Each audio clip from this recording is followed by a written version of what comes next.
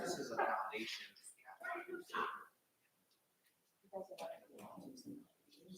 Well, we need to know if they're on.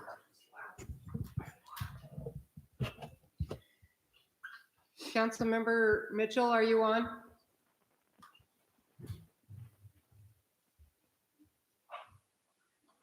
Deputy Mayor Lewis, are you on? Can you hear me okay? Yes. No Mitchell then. Councilmember Mitchell, are you on?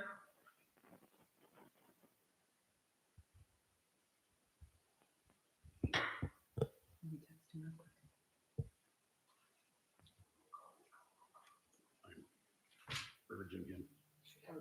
He said yes. He's on. You can't hear him.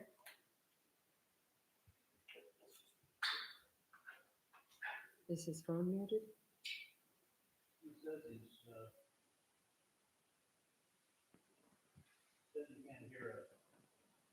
We can't hear you either.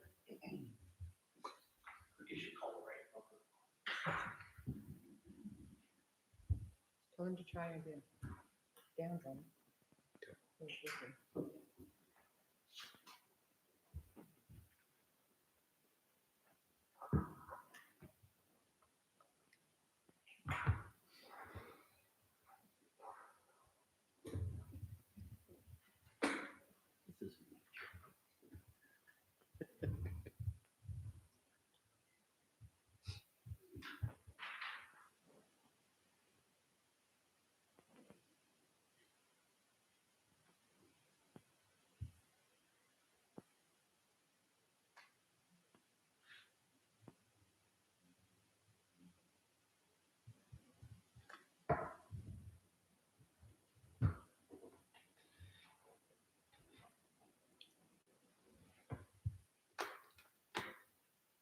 So we get started or?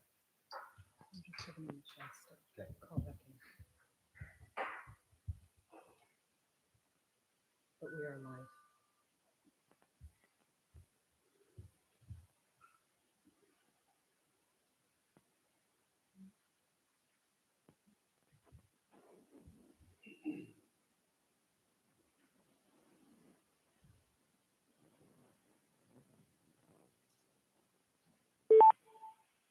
Kent Mitchell? We hear you, Kent. Thank you. Has joined. We'll call this meeting to order at 6:03. Roll call.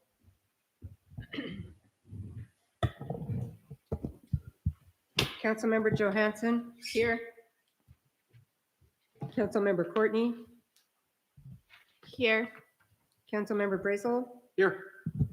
Councilmember Mitchell? Here. Councilmember Cole? Here. Deputy Mayor Lewis? Here. Mayor Khan? Here.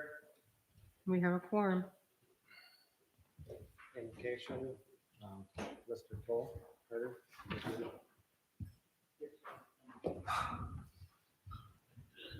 Dear Heavenly Father, we just come to you now. We thank you for this day.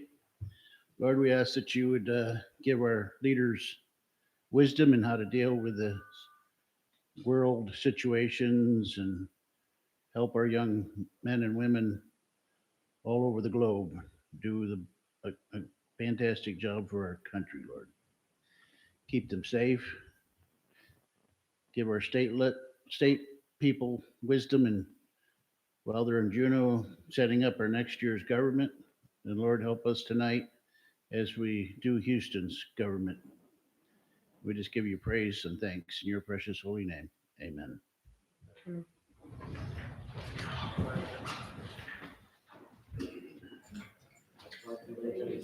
the flag of the United States of America and to the republic for which it stands, one nation, under God, indivisible, with liberty and justice for all.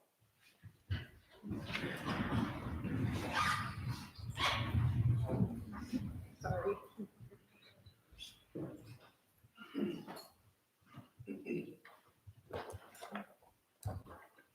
motion to approve the agenda. I'll second it. I make a motion to amend the agenda accepting Jason Kahn's resignation as mayor and Dan Lewis's resignation. Sorry, did I do it? No. Oh, Approve the agenda in a second. Oh. Then make a motion. okay, she did. Oh, You you second did? it? Yes. Oh, I'm sorry. I didn't even hear it. My apologies. I'll start over. I make a motion to amend the agenda accepting Jason Kahn's resignation as mayor and Dan Lewis's resignation as deputy mayor.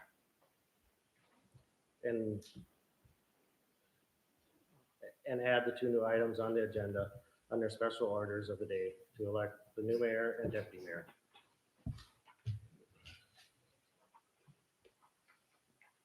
A second.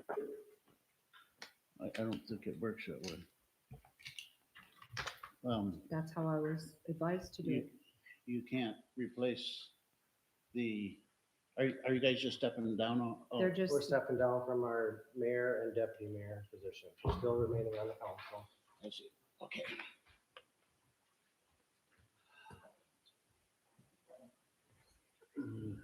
If you really read the letters, please, clerk. dear council members and clerk, I am writing to inform you of my decision to resign from my position as mayor of the city of Houston, Alaska. The resignation applies only to my role as mayor. I will continue to serve as a member of the city council.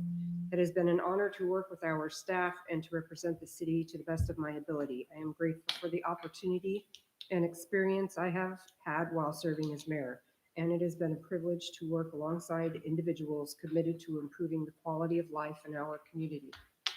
During the transition, I am available to assist with any information or support that may be needed by my successor. I intend to continue serving as the city as a member of the city council and will do my best to support and improve the city in that role. Sincerely, Jason Kahn. Dear council members and clerk, I am writing to resign as deputy mayor of the city of Alaska. This resignation be effective upon the council's acceptance or acknowledgement at the regular council meeting on March 12, 2026. The resignation applies only to my role as deputy mayor. I will continue to serve as a member of the city council, seat G. I am available to assist with the transition as needed. Sincerely, Dan Lewis.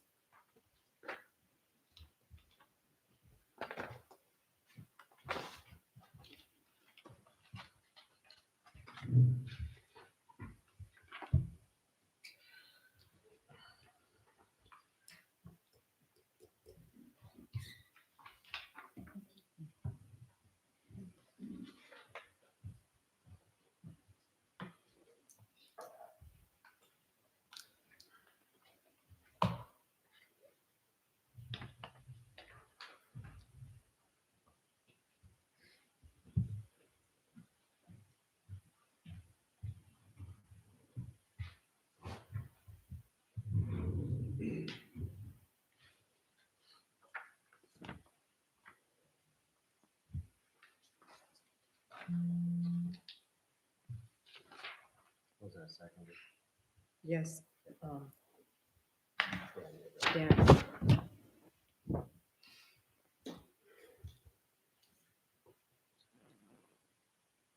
Any discussion on anything?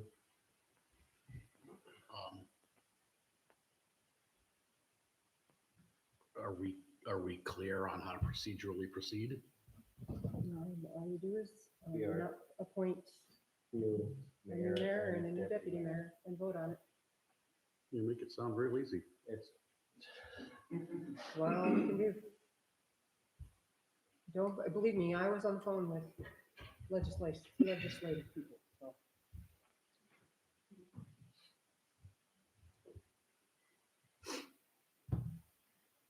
So at this point, we vote to amend the agenda. Yes. If there's no other discussion. You ready? Lisa? Yes, ma'am. Kent, do you have anything to say before we vote? on the amendment?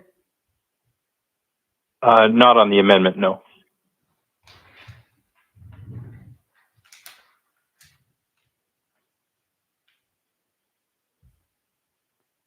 Councilmember Brazel? Aye.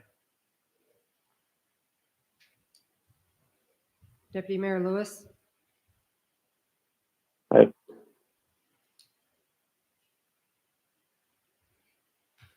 Councilmember Johansson?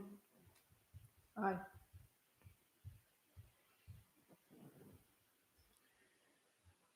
Councilmember Cole? Aye. Councilmember Courtney? Aye.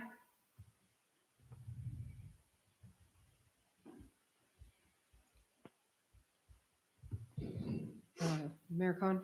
Aye.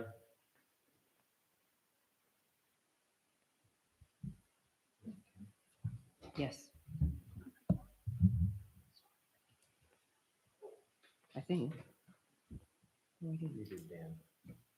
Councilmember Mitchell? Aye.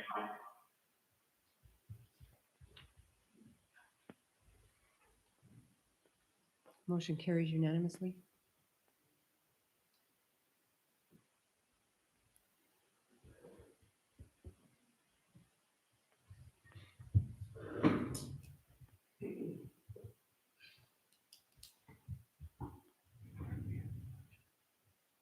Under special orders, what we do? 5A and 5B.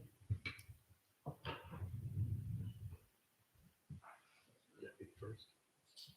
Mayor. Mayor.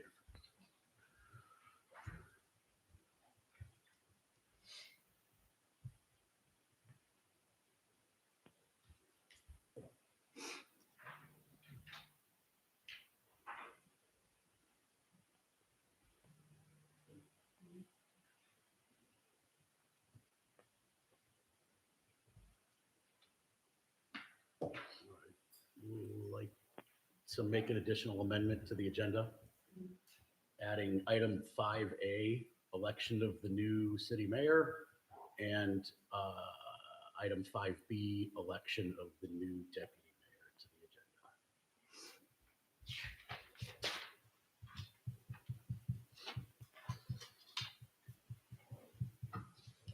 It's kind of already added though. In his. I'm not gonna have to do it, that's fine with me. Because it's just under special, because we asked to put it under special orders. Perfect. I withdraw.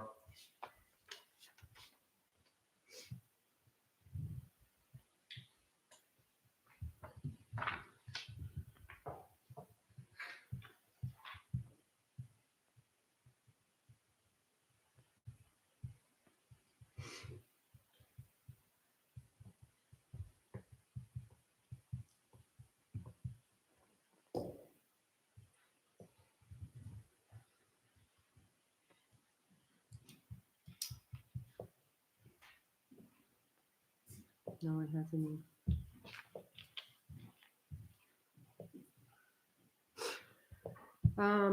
Motion to approve the agenda as amended. That's a second. Mm-hmm. It did, it was. You ready?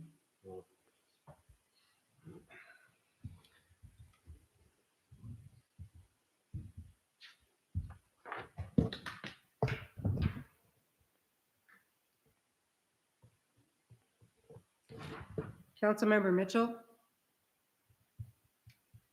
Aye.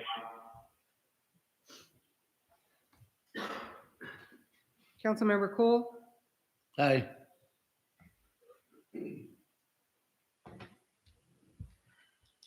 Councilmember Johansson? Aye. Councilmember Brazel? Aye. Councilmember Courtney? Aye. Deputy Mayor Lewis? Aye. Mayor Khan? Aye. Motion passes unanimously.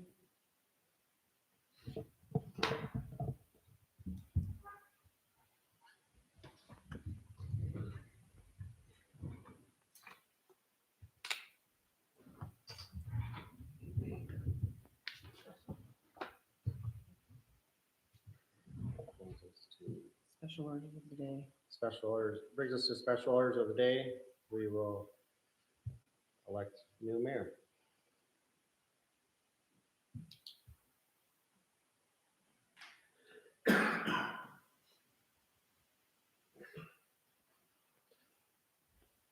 I'll nominate Jeff Brazel, Councilmember Brazel. For mayor, Mhm. I have to decline. Sorry. I've got 10 years left in my career. I can't stop and take 20 hours a week to be the mayor. Sorry, into the mic. I have to decline. I'm sorry. I have 10 years left in my career, and I can't take 20 hours a week out to effectively spend the right amount of time to be the mayor of the city. But I appreciate the nomination.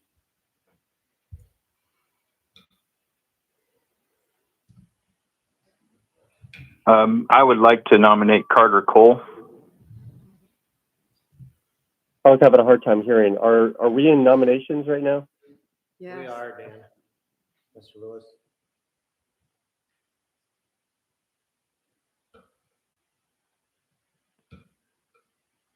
Did you guys hear me? Yep, we heard you, Kent. Thank you. Okay. For the record, I was going to nominate Carter Cole. We'll proceed with the nomination that's in motion. That's Dan. That's Dan. Can you hear us, Dan? I'm sorry, say again? We're checking to make sure you can hear us. I can hear now, yes. Okay. Maybe you can't hear Kent.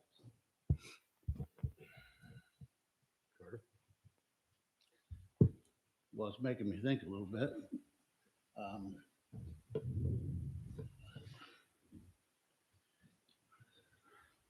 May I I'll say a accept couple the words to nomination. support? I'd like to say a couple words to support the sentiment that I was trying to express. I believe that Carter has significant prior experience in his role. He understands the workload and the responsibilities that come with that position. I think that he is a very strong candidate and will fill that role very well. Thank you, Dan.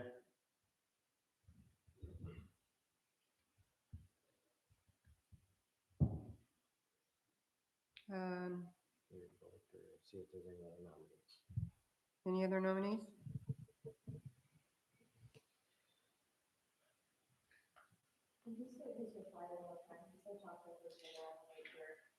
Mhm.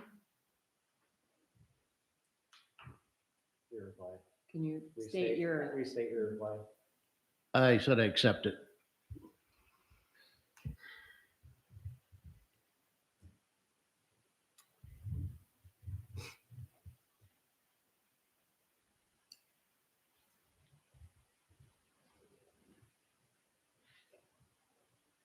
nomination's been made to, for Carter Cole to fill the mayor's seat. Councilmember Johansson, Nay. Councilmember Mitchell, Aye.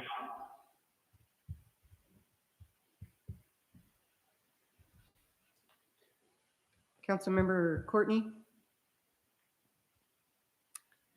Aye.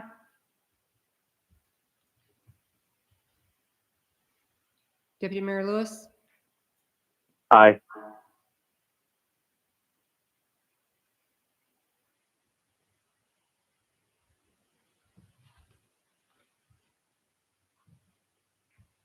Councilmember Brazel, Aye. Councilmember Cole, Aye. Mayor Cohen. Aye.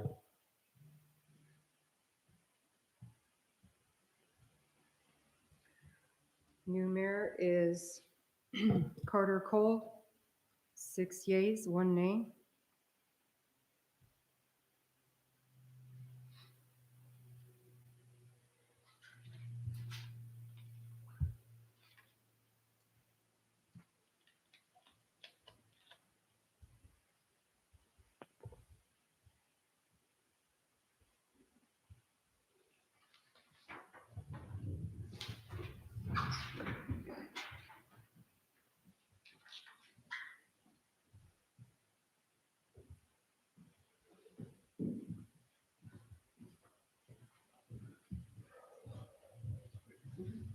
I, Carter Cole, do solemnly swear or affirm that I will support and defend the Constitution of the United States, the Constitution of the State of Alaska, and the laws of this city, and I will honestly, faithfully, and impartially discharge my duties as mayor as the best of my ability.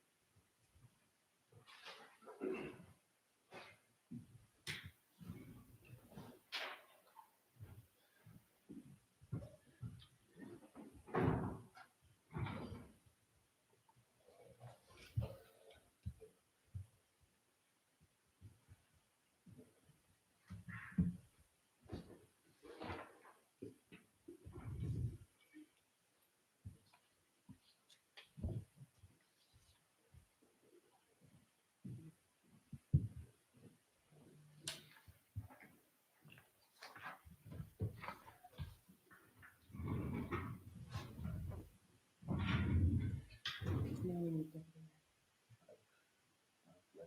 Nominate Jason.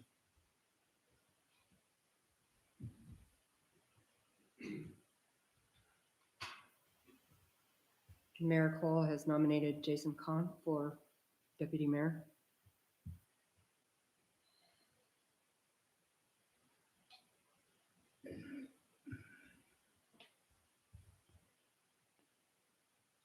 I'll accept.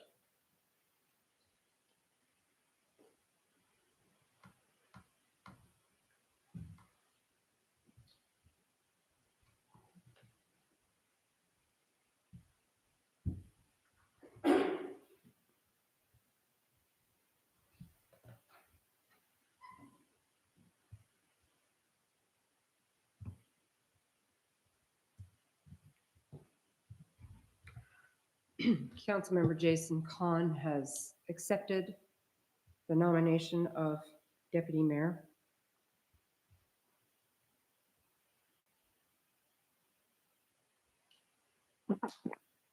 Councilmember Brazel.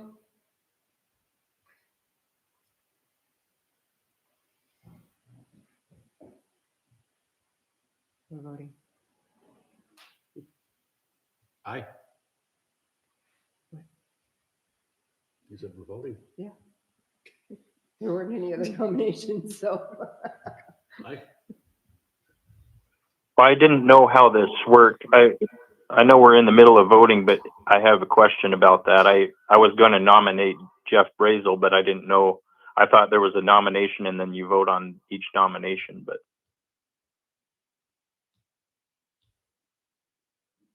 Well, I understood that there we was a can back up nomination. and say, are there any other nominations? And we can add your nomination in. okay. I would like to add Jeff Brazel in there if that's possible. Councilmember Brazel, do you accept the nomination?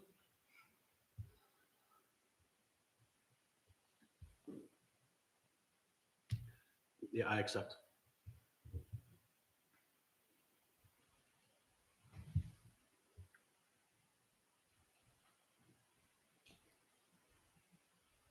I'd like to redact my exception, if I could.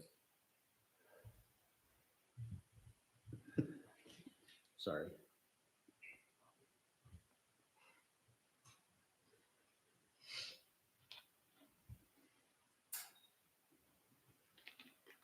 Did you guys hear that?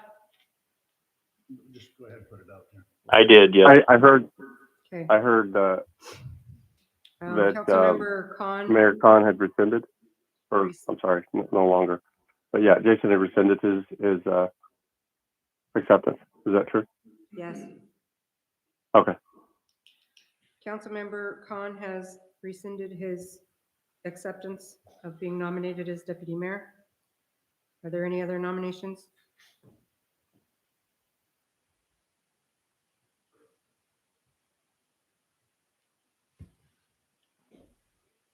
Hearing none.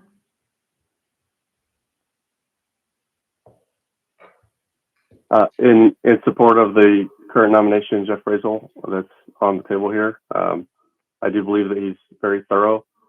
Believes he follows process. I think he provides steady leadership. He's got council experience, and he would be a strong support for the mayor in managing meetings in city business.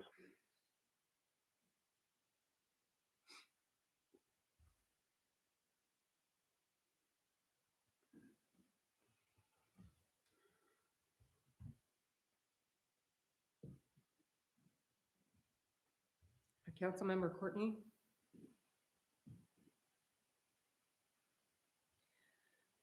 Aye.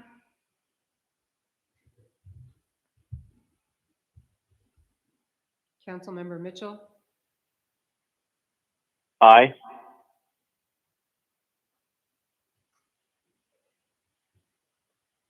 Councilmember Khan, Aye.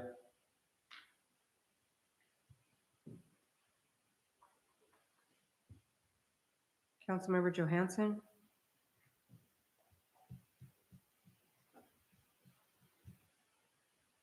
Aye.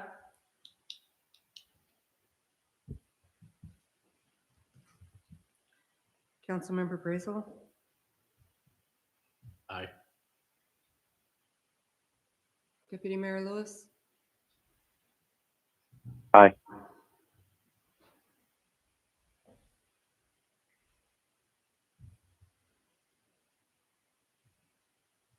Mayor Cole, Aye.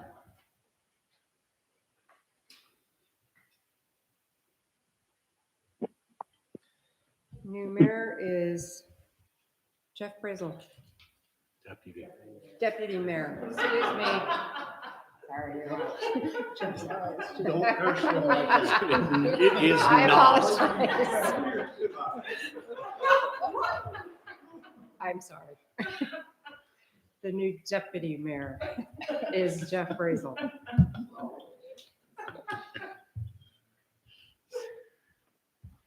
Way to ease the tension, right?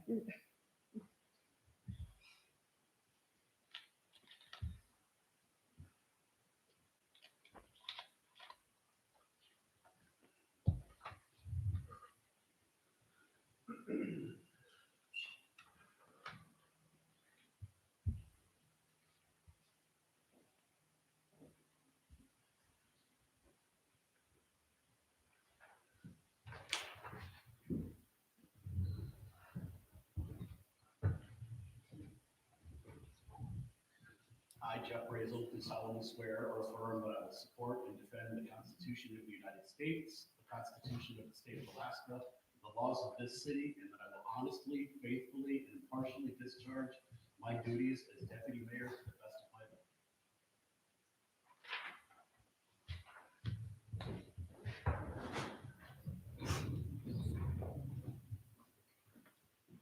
I'd like to give the opportunity to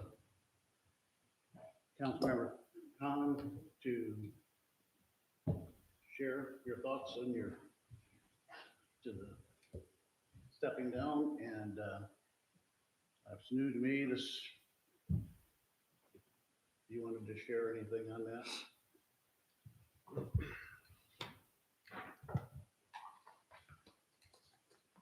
It's taken me a while to decide this and stuff. I am just feel that I'm not doing being the best part of that I could be, and I guess of other personal issues that have come up and stuff are going on. So that's about as elaborate, I guess, as I can put it without lots of details. Deputy Mayor Lewis, or of your time you want to share?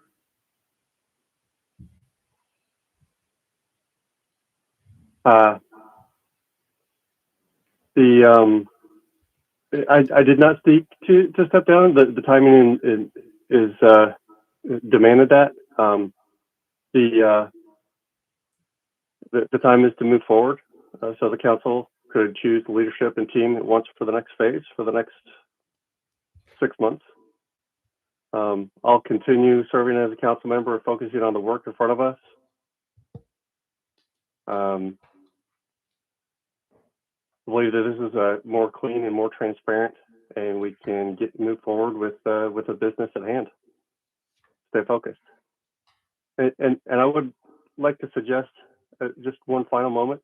If we could take a 5-minute reset and align, and then move forward with the rest of the agenda. If everybody, if that seems, I can't really judge the atmosphere of the room there, but I just want to give everybody an opportunity to let this sink in and make sure that everybody's aligned with moving forward with the remaining items on the agenda. I will second that. Discussion?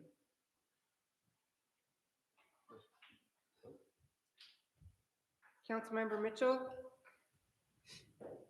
Aye.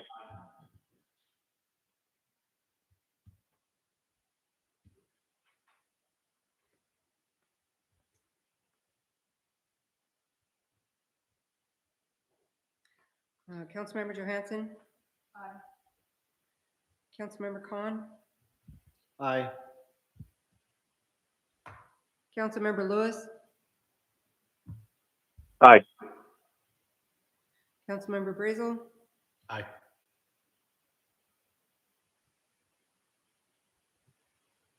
Councilmember Courtney. Aye. Oh, you're deputy mayor, sorry. Mayor Cole. Aye. We'll recess till 6:45.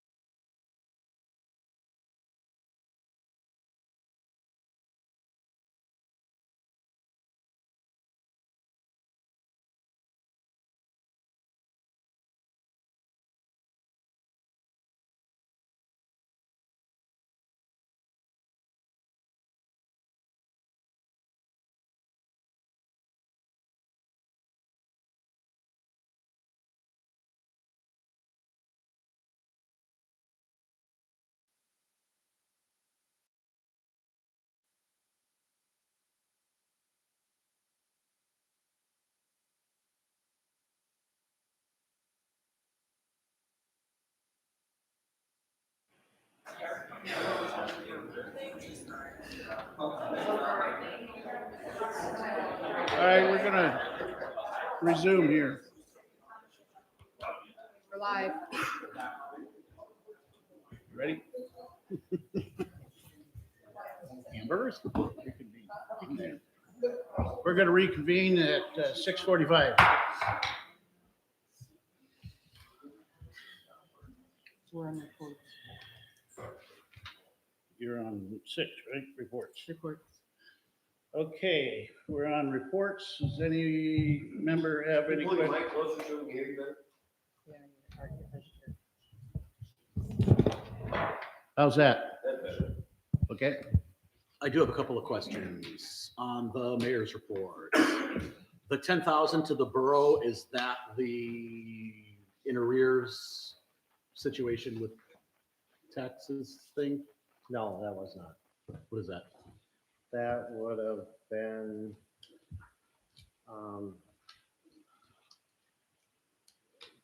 Bridget or Kristen, that's what, yes, sorry. Through the mayor, the $10,000 would have most likely been for the animal control contract. Nope, she's saying no. Is that for That would have been the emergency services. services? So that's a yearly thing. Yes. And the other one was the Northrum cards seem quite high this month. Yes, I thought the exact same thing. Are we playing 17,000. catch up on receipts or what, did we have a high expenditure month? I can answer that one too. So when we got the new virtual credit card, we had to switch over for the MEA. And for whatever reason, MEA's system didn't take the hold on the virtual card. So it never processed. So we had 2 of the MEA bills hit in the same month for all of the facilities. So that's why there's a little bit of overage on that one, because we average about a little over 4,000 for the MEA bills.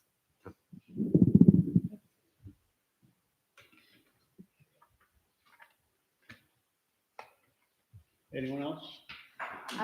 Is there a reason why the Public Works deputy or director isn't here tonight? She was sick today.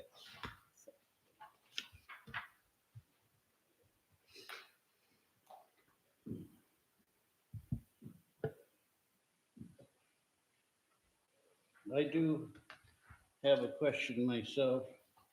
Bridget, I don't know if you can answer this, but Samantha had left us some notes here about the system.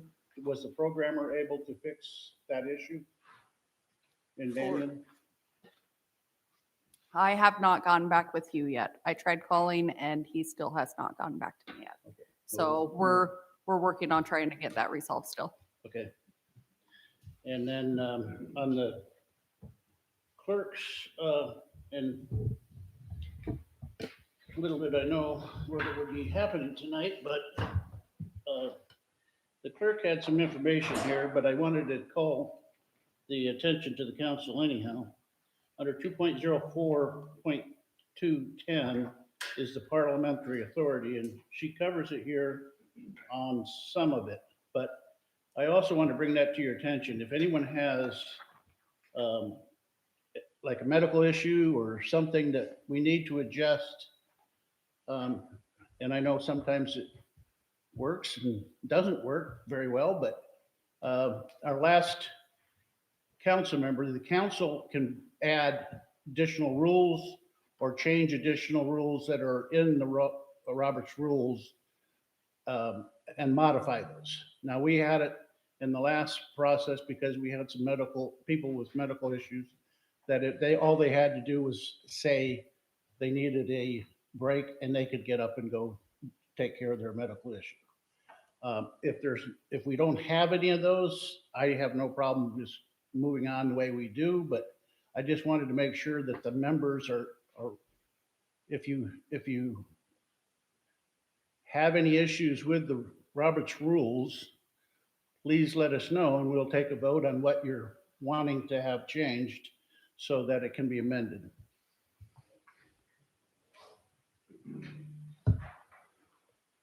Chief, under your challenges, communication needs an overhaul. Is that radios? Yes. pagers to a lesser extent, but it's primarily radios, vehicle and station radios, not personal radios. And am I remembering right, the borough moved on, or the relay towers moved on to a newer platform? The old radios don't support that, and it's kind of minimized the usefulness of them. Is that what am I remembering it right? It's one of those wonderful unfunded mandates. So in order to stay compliant with Almar requirements, which we are contracted to do as an emergency service in the state of Alaska, Almar now requires all radios to be TDMA compliant.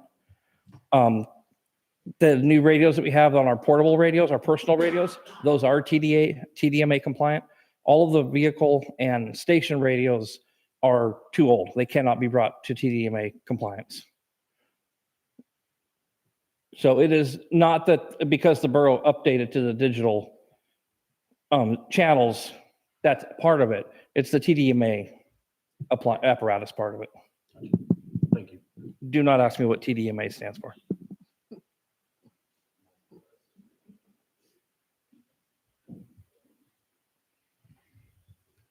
Anyone else on reports?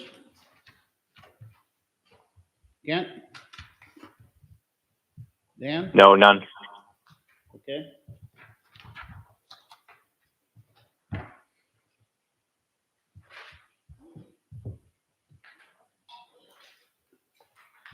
Brings us to public participation. Public hearing. Well, there's people that want to speak. But, yeah, I don't know if all these people want to speak under the public hearing part or if they just want to, he's on the agenda, so. Well, he can come at his Yeah. ordinance time when we bring him up to that point. Did you, Mr. Simpson, you wanted to do a presentation, am I correct? Do you want him to do that now, or would you like him to do it during? We will be bringing our ordinance forward. At that point, that would be the time when we go into the hearing for that ordinance. That would be the time to do that. It's queued up. And I've got a public, I wanted to speak on that topic, should I wait for that? Yeah. Yeah. Thank you. But for now, it's We're on public hearing. anybody 3 minutes on anything. No, that's at the end. That's item C. So why don't you read the first ordinance into the record? Ordinance number 26-03, an ordinance of the Houston City Council accepting and appropriating funds in the amount of $14,594 for the repair of the light pole on Hawk Lane insurance claim.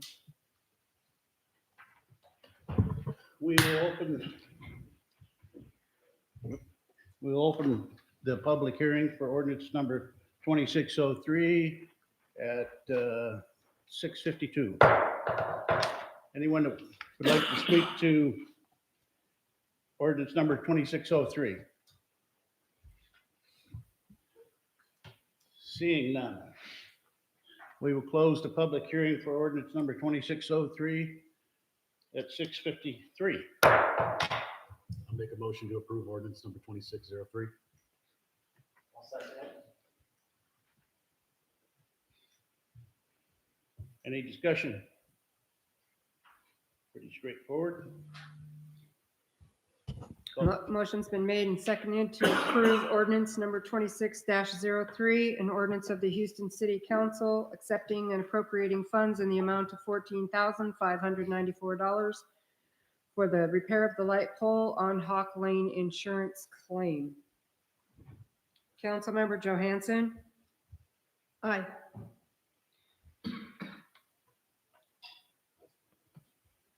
Councilmember Lewis? Aye.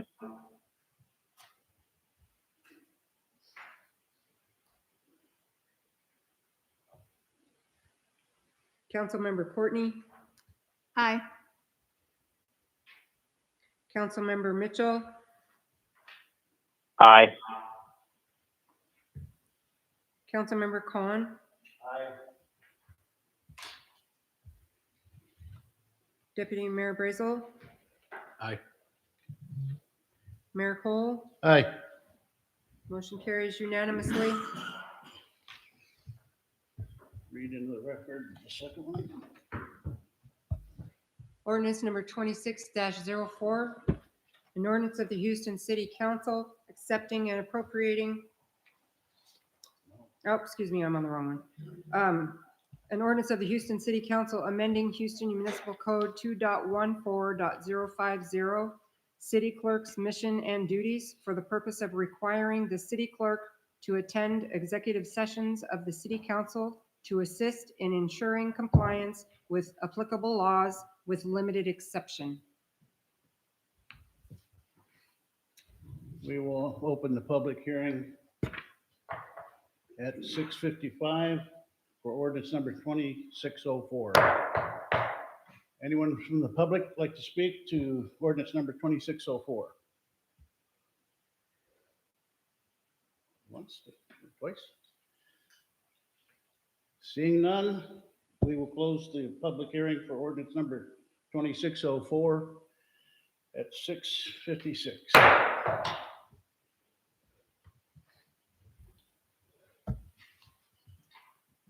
I'll make a motion to accept ordinance number 2604. Second. Discussion?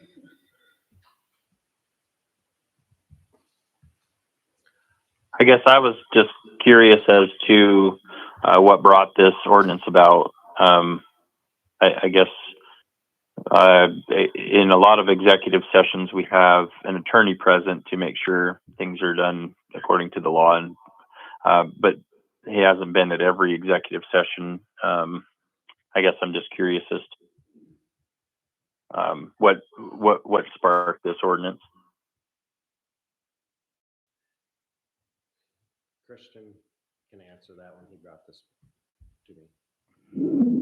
Through the mayor. So I'm the one that actually initially proposed this ordinance.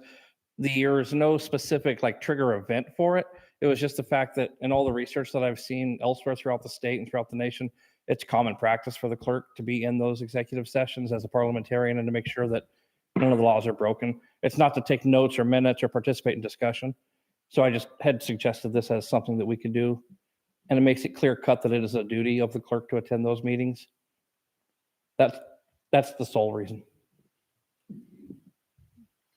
Well, so I do have a comment. Sometimes when it's a legal issue, and this is where I don't know, we would want to make a permit. There's nothing that stops the mayor from having the clerk in those meetings by vote on each meeting. So I don't know that I would support this in its current form. Simply because there's been 3 different times when we've had executive sessions in the past 3 years that I know of where we only could have council member and the attorney in. By having a law in place where we have to have it seems like that would cause more of a trouble than just having us to vote on whether the clerk comes in with us at the meeting. That's just my opinion. On the same token though, anything that the mayor sends out to the rest of the council, the clerk knows about. I mean, everything that passes through the office is pretty much going through her. So she's gonna be there regardless, and we'll have to keep the same terms as the rest of us, being silent, what can be spoken, what can't be spoken to the public or anywhere else. So, I mean, it's not to say that we're doing anything wrong. It's just to keep everybody in line. And then if there is other notations that we might forget, to help keep everybody up to date or relevant of what can be done or what can't be done too, without having an attorney there. That Well- brings up a good point because it does cost the city a lot of extra money to have the attorney at these meetings. So if we can save some costs and, since this is about the clerk, I would like to know what her opinion is on it.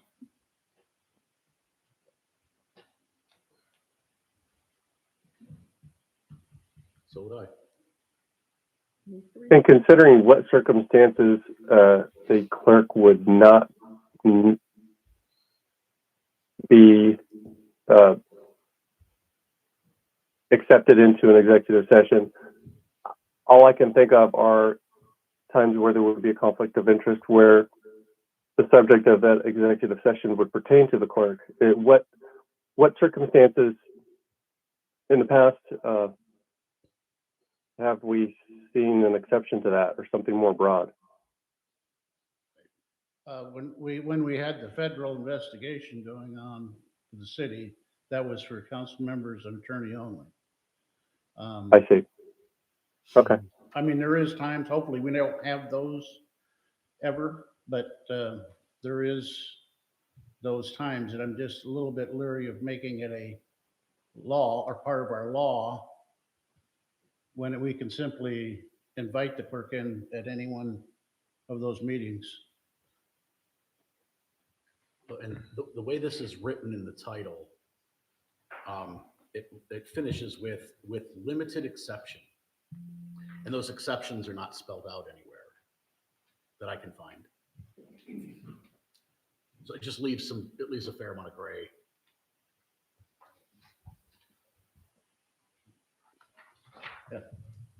The exceptions are specifically it's toward the end of it. It just talks about where there's a conflict of interest for the clerk.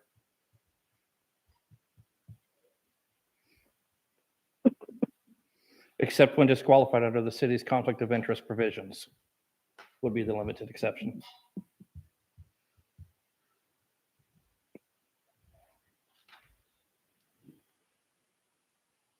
Could we hear from the clerk? Yeah, I would ask you if she's willing to.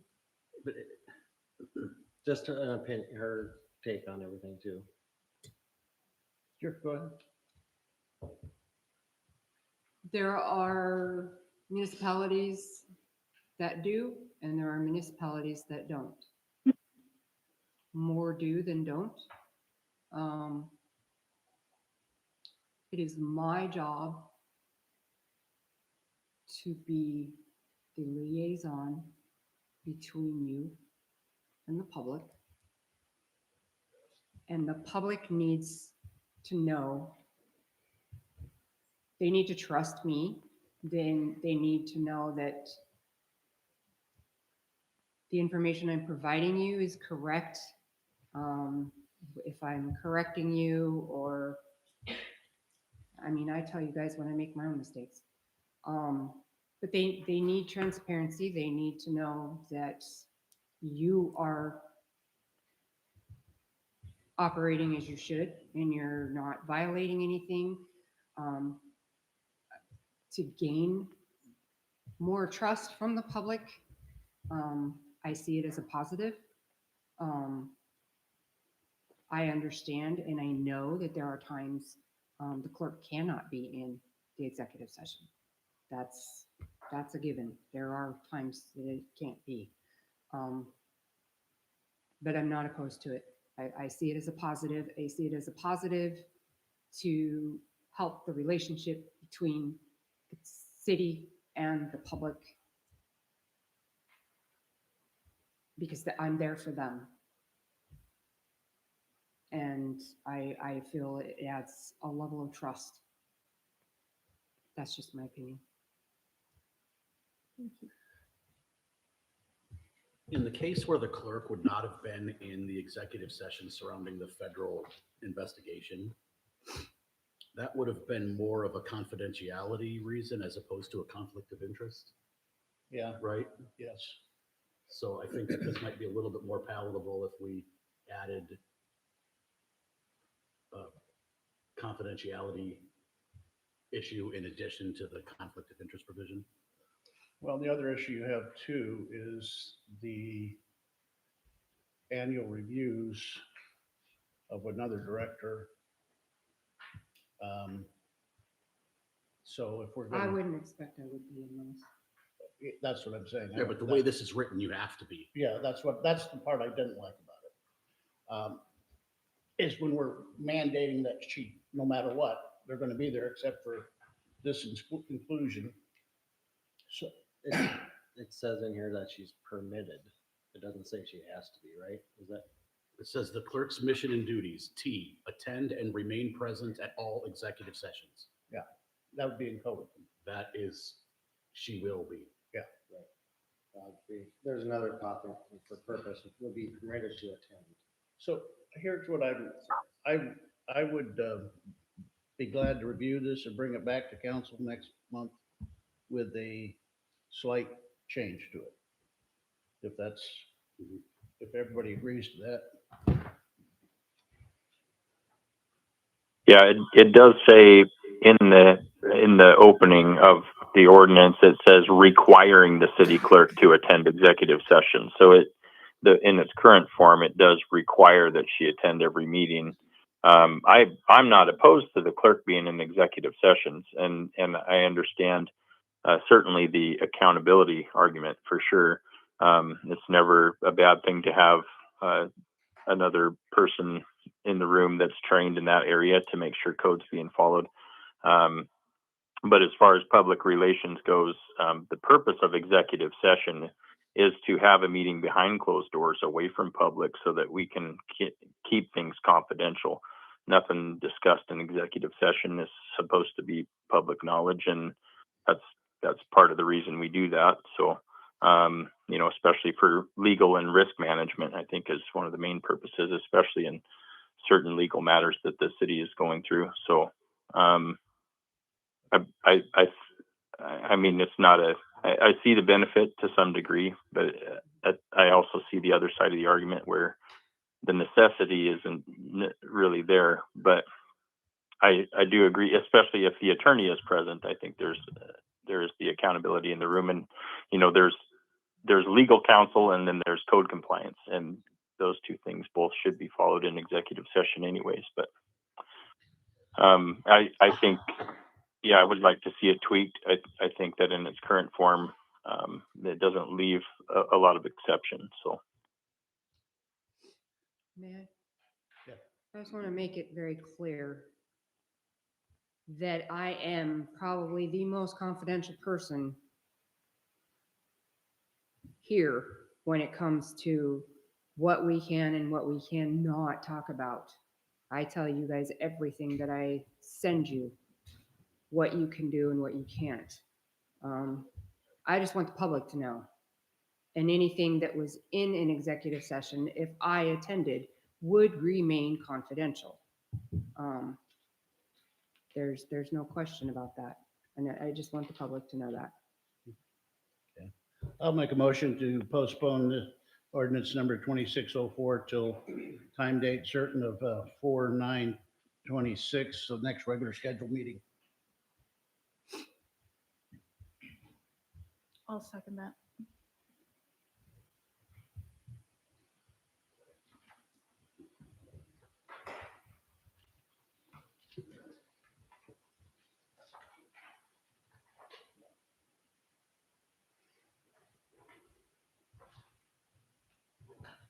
Motion's been made and seconded to postpone the ordinance number 2604, an ordinance of the Houston City Council amending Houston Municipal Code 2.14.050, city clerk's mission and duties for the purpose of requiring the city clerk to attend executive sessions of the city council to assist in ensuring compliance with applicable laws with limited exception.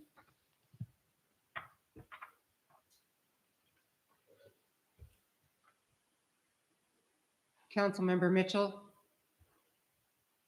aye. Councilmember Lewis,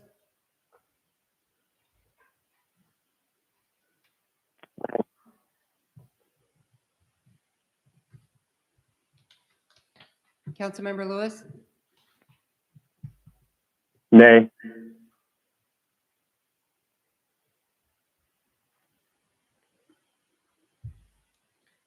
Councilmember Johansson, Nay.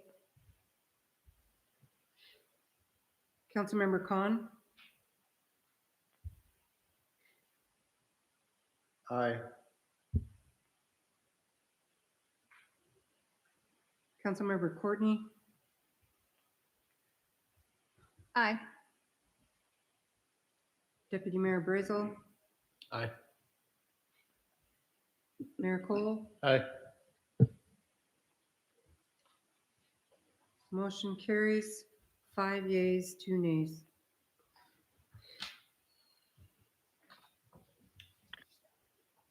Before we move on to the next one, I just wanted to let you know, when I was speaking about the accountability in public relations, I wanted to make sure, Tawny, that I was not, I know that you take your job very seriously, and I know that you are a very confidential person, and I respect that. I really appreciate that. I was mostly talking about your part in the meeting would be a very crucial part for accountability, and not trying to insinuate. I hope it wasn't taken that way. I didn't mean at all that you weren't confidential, so I'm sorry if it came off that way. Understood. Thank you. We need to vote on the main motion as amended. Don't we? Yep. Yeah. Before we move on. Main motion as amended. Councilmember Courtney, Yay. When we postponed it, so what are we voting on? Yeah. is it? Yeah, we did. Well, Yeah, we did. We had a motion. Madam Clerk, could you please clarify for me, what are we voting on now? We have to, We had a motion and a second to postpone it. We just got to vote to approve. Yeah, I thought we were yeah. voting on postponing it, so has it been amended in some form? We didn't amend it. But you haven't, but you amended the, We're postponing it. okay, We're done. all right. Read in the resolution.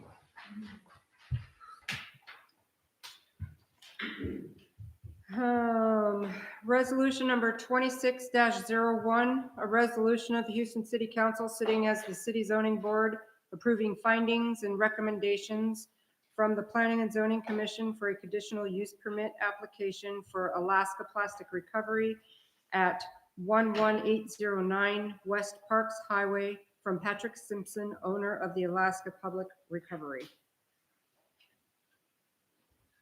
Okay, we'll open the public hearing for resolution number 2601 at 7:14.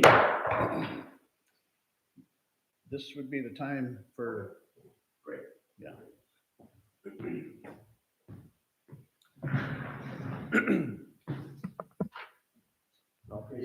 You want to agree?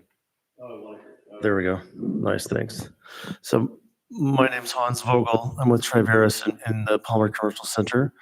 I've got a tech-based business since 2001. Pat came and proposed some modular approaches to plastic waste recovery. We were very intrigued by this. My company, Triveris, was involved in helping him modularize and make a capability to travel with the proper equipment to different waste streams across Alaska. So we were really interested in that because it's self-sufficient, doesn't use water, uses its own power, doesn't leave any kind of discharge groundwater or waste. It really just removes waste, creates value, and creates jobs. And I think that's a pretty powerful concept. So he came to us in 2022. We did work on a couple of propositions, some with the EPA, and then some other SBIR concepts that he was doing.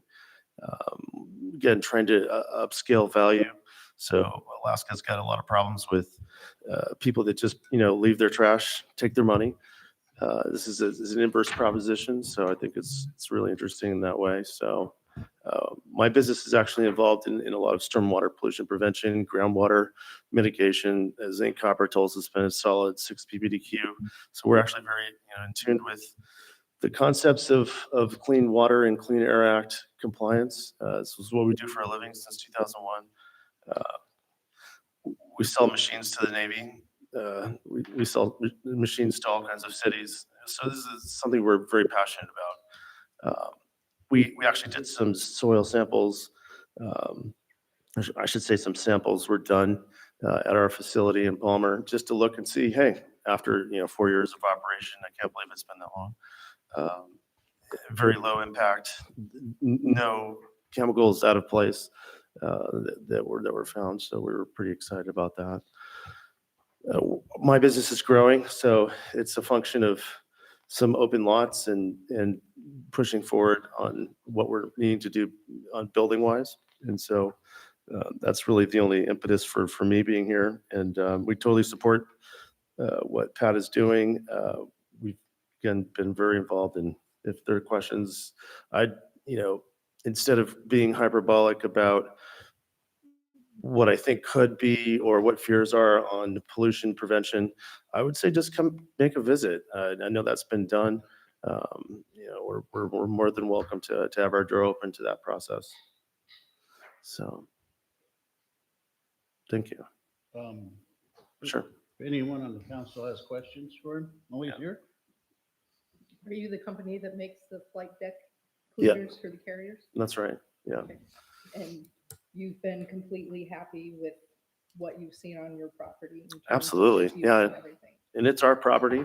We're right next door to it. We watched Pat operate during all seasons, and I think you guys are actually lucky to have him come and create jobs here. So it's a pretty big deal. He's been doing this on a tech basis as a job creator for longer than I've been here doing it. So I assume anybody would be lucky to have him around.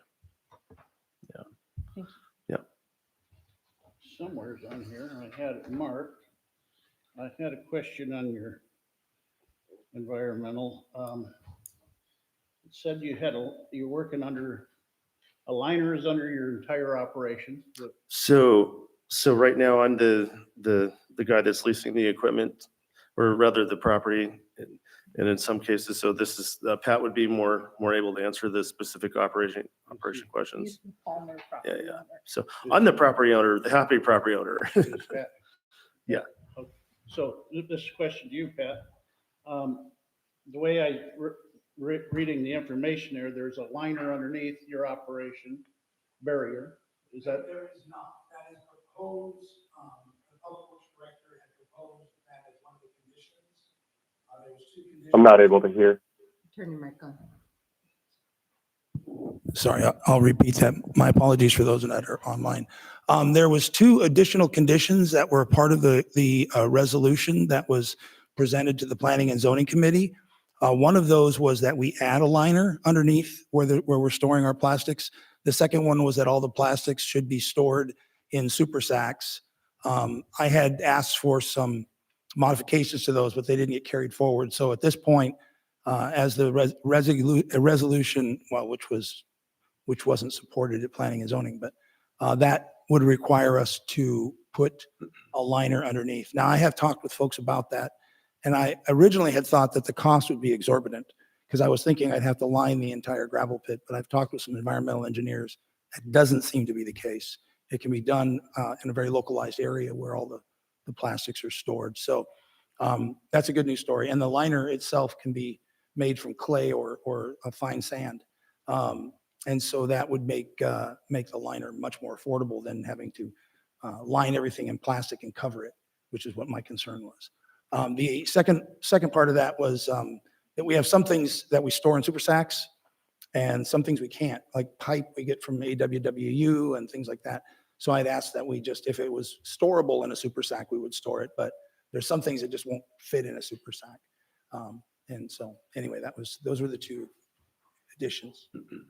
Could you walk us through, like, kind of in plain terms, how your liner and the stormwater design protect the wetlands and the water table?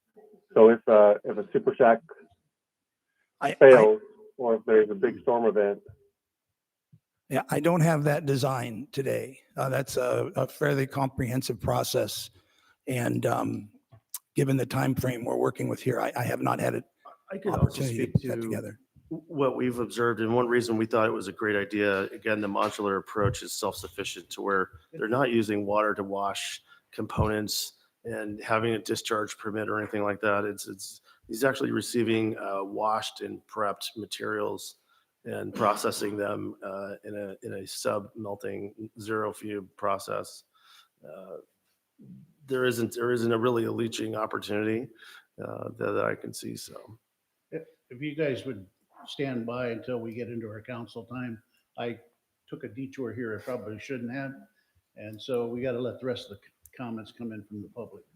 Thank you. So, anyone else that has a comment on resolution 2601. 2601? Yeah.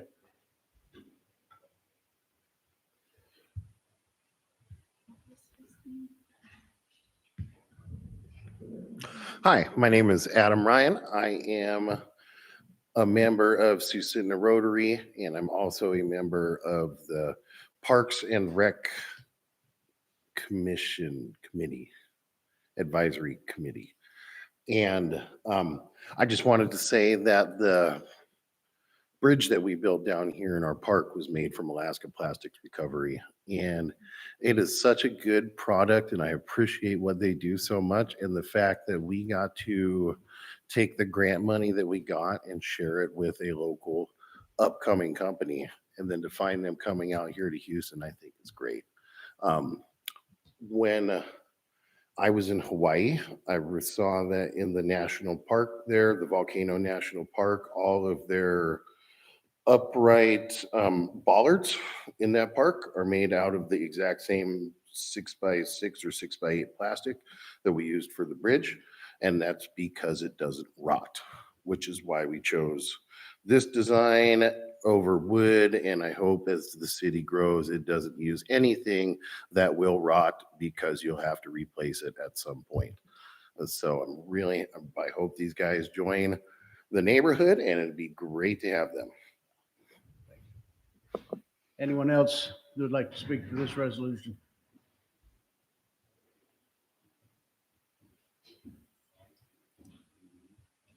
You can state your name and. Yes. Thank you. My name's Tam Bovey. I'm a resident of Willow. I'm the Executive Director of Valley Community for Recycling Solutions. We work in partnership with the Matsu Borough to divert more than 2,000 tons of recyclable material from the landfill. I'm speaking in support of Alaska Plastic Recovery because I know firsthand how important recycling is. APR collects and uses hard to recycle plastics to produce a Trex-like lumber. He employs local residents to create a useful product. Some examples are the picnic table at the Big Lake Library, and as was just mentioned, the Berlin Bridge and Trail Project by the Susitna Rotary. Prior to my work with recycling, I was the assembly representative for this district, and I dealt with a lot of land use issues. I attended hundreds of planning and plating and city council meetings, in addition to the assembly meetings, and I'm pretty familiar with the local processes and with community concerns. And that's why I'm here tonight, because this whole CUP process has gone off the rails, and it's a little frustrating to watch. I attended both of the Houston Planning and Zoning meetings and the work session where APR was discussed. And I watched Pat answer every one of the questions. He provided pictures and test results from impact studies. He invited the public to see his operation in Palmer. He explained that there have been no soil or water contamination, noise or air pollution concerns at his operation in Palmer for the last 3 years. No complaints from the landlord or the neighbors or the DEC. How he's operating with grants from the USDA, NOAA, and the EPA, and he must follow their environmental requirements. We discussed why the proposed conditions for only storing materials in super sacks requiring a liner were not only unnecessary, but would create undue risk. And after what appeared to be a productive conversation, the Planning and Zoning Commission unexpectedly denied his application due to new concerns for wetlands and wildlife, something that hadn't been mentioned at all previously, and the lack of an environmental impact study, something that would never be required for a small business like this. Nothing Pat had said, none of the test results had mattered. The Planning and Zoning Commission's been tasked with making decisions in the best interest of the community, and I can appreciate that responsibility. But those decisions need to be based on facts, and the evidence isn't there. If Pat were moving his operation to anywhere else in the borough, there would be no conditional use permit requirement at all, because nothing about his operation would trigger any permitting or oversight. This is a safe operation, would be a valuable addition to your community. Pat is a hardworking, honest, and conscientious person who just wanted to move his business closer to home. Please let him move forward with his plans and help keep our environment clean and safe for future generations. Thank you.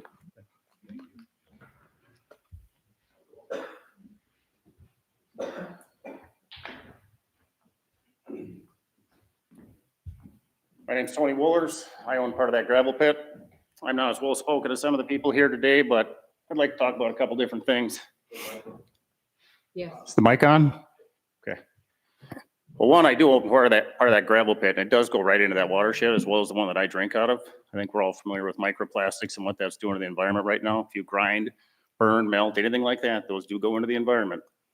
That gravel pit was actually cleaned up below grade, so you can only go a scoop or two and you're into water. You can't go any farther down. It's down way farther than it should have been. So we need to keep that in mind. One, I really don't want this in my backyard. I mean, I bought that place looking to retire there. I moved to Houston because it's a nice, quiet place. I wanted to be here till I'm old and gray. That's going to totally kill my property value having that in my backyard. I have to share a driveway with that, the multiple trucks coming throughout the day. Pat is got a great idea there, the recycling of the plastic. I'm all for it. And yeah, I'm sure noise didn't bother people when it was an industrial park. There's nobody around. I believe the closest houses were like a half mile away from what I could see on the maps. This is literally within 100 yards of my house, less than that. I mean, my yard literally butts up against this. My first experience with Pat was him sticking the super sacks all over my property and having to deal with that and getting the property all surveyed over again. Last time he was here for the meeting, he sat and said, "Oh, I quit working in October." He didn't cease and assist. You, sir, were there and saw after you put up the caution tape that they went through it and continued to dump.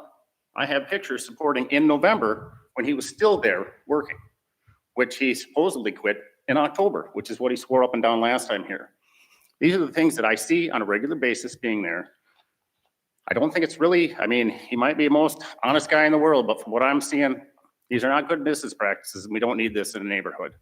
Residential section, absolutely not. Go to an industrial park, if we can come up with a place for him to actually have this where it's appropriate, I'm all for it. My backyard, I'm simply not.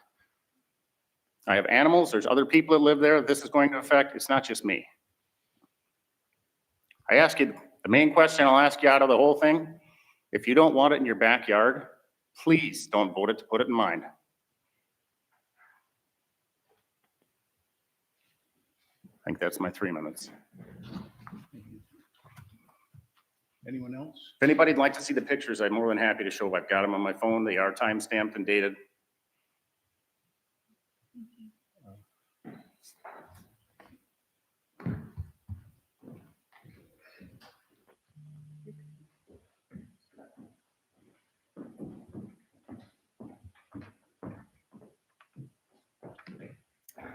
Hello, my name is Sean Darnell. I'd like to provide comment in opposition for the approval of the conditional use permit for Alaska Plastic Recovery to use 11809 West Parks Highway for an industrial plastics processing operation. This lot is very close proximity to multiple residential homes, including my property, which is less than a quarter mile away, 900 feet to be specific. The concerns I have are following. Unknown health and safety and environmental risks related to melting, burning plastics at this site and harmful particulates created with the melting plastics process. Soil contamination. In the zoning and planning meeting on 1/29/26, Mr. Simpson stated he acquires plastics in part from North Slope Oil Companies, oil, sewage piping from Anchorage Waste and Water, and much of this plastic will be stored directly on the ground. He denied having a process for appropriately ensuring the material is cleaned before transporting and storing it on the ground. Water contamination concerns. My well is 80 feet deep and likely neighbors' wells are of similar depth. And the gravel pit has been dug out from past operations and is lower in elevation, so it's much lower. Wildlife. Unknown potential impact to wildlife. This lot is directly adjacent to federally designated freshwater emergent wetland, connected to freshwater forested shrub wetlands, habitats for trumpeter swans, sandhill cranes protected under federal Migratory Bird Treaty Act, loons, salmon, fish, and other species nesting and inhabiting the wetlands spring through fall in that wetland right there. Noise and nuisance concerns. Mr. Simpson stated he'll be running a 150 kilowatt generator. The ongoing noise of a running 150 kilowatt generator would be a significant nuisance, often described as sounding like a jet airplane. Traffic increases and related safety concerns, increase of traffic related to large trucks and other vehicles, and traffic coming and going from Mr. Simpson's lot onto the Parks Highway in an already designated dangerous highway safety corridor. Fire risk. Plastics are highly flammable and combustible. Plastics burn hotter and faster than natural materials. Storing large quantities of plastics and melting plastics at this operation increases the risk for fires starting and spreading rapidly. The residential neighborhood directly adjacent to this lot has one entrance and exit off of Airolo, which is south. We're in between the plastics operation, the proposed plastics operation, and Airolo. So any sort of anything related to a fire could be disastrous should a fire start at this location, and residents have limited time to evacuate and limited evacuation routes to the entire neighborhood, one route in, that's it. My understanding is studies, and also the decrease in home values in the area. My understanding is studies analyzing initial and ongoing health and safety risks to people living in close proximity to the proposed plastics operation and related environmental concerns have not been conducted or addressed. Furthermore, if the CUP were approved, there isn't anything in place or agency to provide oversight to monitor for the aforementioned risks. I've been a homeowner for 13 years, and for all the above reasons, I strongly oppose this law being used for an industrial plastics processing operation and ask for the CUP not to be approved. Thank you for your time. I appreciate it. Thank you. Anyone else?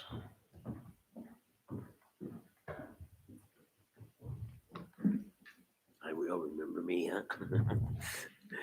Yeah, I don't even know where to start. I live in the property, as you see in the picture there, it's right above the gravel pit. My name's Larry Mayo. I'm here to voice my strong opposition of this operation for numerous reasons. Some have already been mentioned, but it's right across the street from a senior center, senior housing, and a lot of those people already have issues with breathing, and there's just absolutely no possible way to have this operation done without emitting any kind of fumes. I mean, when I asked Patrick about his employees, I asked him once if they wore respirators when they worked, and he said, yes, sometimes. Well, if they have to wear a respirator sometimes, then that tells me that there's something that they have to wear a respirator for. It's not the right place for this operation. I mean, the idea, great, smart man, but the location, not so smart. It is a residential only subdivision that happens to have a piece of property attached to it that was rezoned when they wanted to put the gravel pit in. And the gravel pit was supposed to be put back to its natural state when it was done. And that didn't happen. Whether it was city council that didn't follow through with that, or the guy that leased the property that had the gravel pit didn't follow through. But either way, it wouldn't even be a gravel pit right now if that would have been done. Patrick says that it's a natural noise buffer being down in the hole like that. But I can hear people talking down in the hole, down in the gravel pit. If they're down there just talking, you can hear them up above. So it's more like an amplifier than a buffer. Is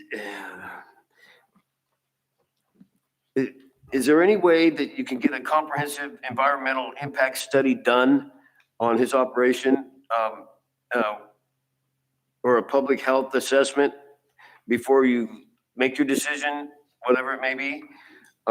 because these are things that might help you make your decision. And again, I don't know if any of you done any research at all about plastic recycling, but if you did, you probably wouldn't even be considering this. With the high school and the middle school this close, and the senior center, and all the people in the neighborhood, it's just not a good location for this. With that being said, I'd like the council to do their best to deny this proposal and take care of the residents of Houston. Thank you.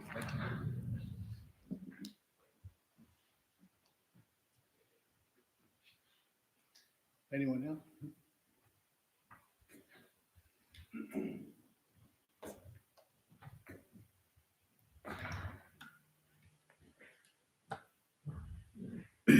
Dick Banzoff.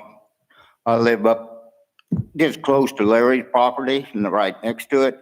So like he was saying, you can hear everything that goes on over the hill, which is any kind of generators or anything like that is going to cause it. And I've lived there for like 25 years. And you can look on the internet and see any kind of, whatever you want to find, good or bad for this type of stuff. I like the recycling part of it, but it doesn't need to be done where it's at. Just for the simple reason it's too close to groundwater. I've lived there, like I said, 25 years, and I like the smell. I don't think I need to be smelling anything from anybody else or anything that this odor is going to come. But and this was 2 weeks ago, there was some kind of wetland study, which to my understanding that was supposed to be maybe happening, and I haven't heard anything about that. But like I say, if the liners and all that stuff, yeah, that'd be good if you could do that. But I don't see, that's just too much, too close to the water table there. And I think it's gonna, from that water table goes all the way to Big Lake, and how many other little lakes and ponds and in between that stuff, and plastic does not go away. So that's about all I got to say. Thank you. Anyone else?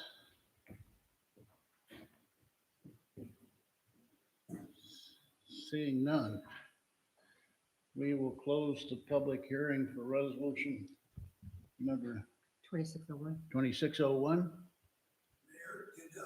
My comments. Oh, No, does he get to speak? You want him to speak now, or do you want him to? we're going to have questions for you. I do have a brief presentation. All right, go ahead. Would that be Yep. appropriate now? Yeah, go ahead.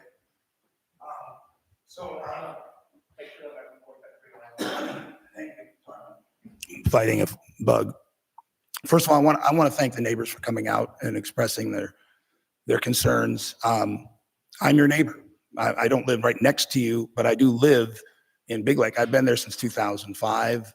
I know what it's like to be a neighbor, and I really want to be a good neighbor.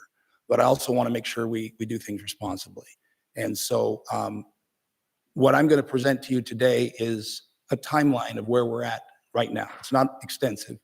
A lot of the material I've covered in detail during planning and zoning meetings. I don't think there's any need to revisit those now. At the end, I have a suggestion, a proposition that I think might be the right step to take at this point. So with that, what I'd like to start off with is just a brief description of what Grizzly Wood is. Grizzly Wood is recycled plastic lumber. We make 2x4s, 2x6s, 3x4s, 4x4s, 6x8s, 6x6s. And as the gentleman from Parks and Rec expressed earlier, it's great material. It has high durability, low maintenance. It'll last a very long time. It's a really good material for outdoor construction. We've also make outdoor furniture, picnic tables. We've made about 40 and sold those. Park benches, maybe half a dozen of those have been made and sold. And we've made one workbench. The process for making grizzly wood, most of it is done inside one 53-foot trailer. So inside that trailer, there's two primary pieces of equipment. There's a grinder and an extruder. The grinder takes the material, resizes it down, and so it can be popped into the extruder. And then in the extruder, it's melted. And I'll show you a cartoon of how that melt process works. There's no burning of the plastic. If we burn plastic, we're in bad shape. And I will say this, I mean, the temperature to burn plastic exceeds 700 degrees Fahrenheit. So to get a fire that hot is very, very difficult. So I understand the concerns about fire, but the reality is to get to 700 degrees before it'll even ignite is a difficult process. So what you're seeing here are pictures. It is mobile, as Hans had mentioned. I'd like to, by the way, thank Hans for his comments. He didn't say this in his introductory comments, but I would like to tell you, Hans was the SBA Exporter of the Year in 2024. He is a well-recognized member of the business community in Alaska. Exporter of the Year, recognized by the Small Business Administration, which is fantastic. And Tam, who's provided testimony now on 3 different occasions, in my estimation, runs the very best recycling facility in the state of Alaska. I'm so proud that these two people have come to speak on behalf of this project. I have been to many communities in the state. I'll show you some of those in particular. But this is the concept of the system. We originally were funded by EPA and USDA to try to tackle the problem of plastic ocean waste, removing it off the beach. Then what can we do with it? I expanded that and included post-consumer and post-industrial waste, which you see here. Some of those are thread protectors. A lot of that is post-consumer plastics. We have a joint project that we've been conducting for the past 2 years with the city of Anchorage, where we collect post-consumer plastics in Anchorage, put those into super sacks and store those, and then we convert that into recycled plastic lumber. This is what the extruder looks like. This is where all the heat is. The feed hopper is where the granulated plastic is dropped. It goes into an auger inside a barrel. On the outside of the barrel, all the way down the barrel, there are heating elements that progressively get warmer, starting at somewhere around 250 Fahrenheit and going up to 450 Fahrenheit. And at the end, it's a molten plastic. It's extruded or squeezed out of this small pipe at the end into a tube or a form. And then the plastic is cooled in that form and it takes on that shape. In this case, dimensional lumber. We have had this system in multiple communities. We have stockpiled plastic in these multiple communities. We stockpiled plastics in Palmer, in Anchorage, in Soldotna, and Stewart for multiple years. Come in, process that plastic, removed it. We have not had any issues either with our processing or with the storage of the plastics. This is a timeline of the actions that have been taken. I submitted our conditional use permit on the 4th of November. The Public Works Director provided recommendations on December 17th. She added the 2 conditions I mentioned earlier. We went before Planning and Zoning on January 29th. There was more information requested, so it was postponed. I met with the mayor, Mayor Khan, the city clerk, Tawny, and, or did I say that right? Sorry, Tawny, and then also the Public Works Director, Melissa. And we discussed next steps. On the 6th, I did the soil sampling that Hans mentioned, and I took that to a third party to do the testing. On the 16th, Commissioner Faubert came. All of the commissioners were invited. She was the only one that could make it. And I gave her a tour of the facility. And Palmer, on the 20th to the 25th, I took a series of generator noise measurements. I'll share a brief 1-slide summary of those in just a moment. I also did an air quality impact assessment analysis. I'll share the summary of that. And then the soil test results came back from SGS on the 25th of February. On the 26th of February, we presented those results in a lot more detail at the Planning and Zoning working session prior to the Planning and Zoning meeting. The recommendation that came out of the meeting was that the commission does not recommend approval of the conditional use permit at this time. The protection of neighboring wetlands, waterways, wildlife, and the water table for surrounding residents is our priority. We recommend an independent environmental impact study of the property located at 11809 West Parks Highway to assure their preservation should the council decide to proceed. I think this is prudent. I do. I think this, although I will say this, the word wetlands, waterways, and wildlife did not come up until the vote, which was like, okay, well, how do you respond to that? But I have now had that information and I'm working with it. My assessment of the noise, I took measurements at different places away from the generator. Commissioner Faubert also came and listened and was at the site and confirmed that the at 64 dB, which is 300 feet away, it's about as loud as a conversation in a room. So based on the noise measurements I took and the modeling that supports that, there really isn't a noise issue. Air quality assessment, I did not take measurements. I went out and looked at the peer-reviewed literature for similar projects and said, okay, for these plastics and how they're processed, what type of emissions are there and in what quantities? And the results were from that analysis based on the process we're using, which is sorting and grinding. We're doing 3 different types of plastics: high-density polyethylene, low-density polyethylene, and polypropylene. They melt and extrude from 250 to 450, forming them into lumber products. We're not burning it. We're not incinerating. There's no chemical manufacturing. There's no water involved in the process. We're not decomposing the polymers or using any of those fancy techniques. And it just showed that based on this analysis, there is no emissions issue. Air quality is fine. So no detectable impact. And finally, groundwater protection. For soil testing, what I did was I went out and I took the dirt out, literally underneath what I called it the mountain. There was a stack of super sacks that were moved that were 4 high.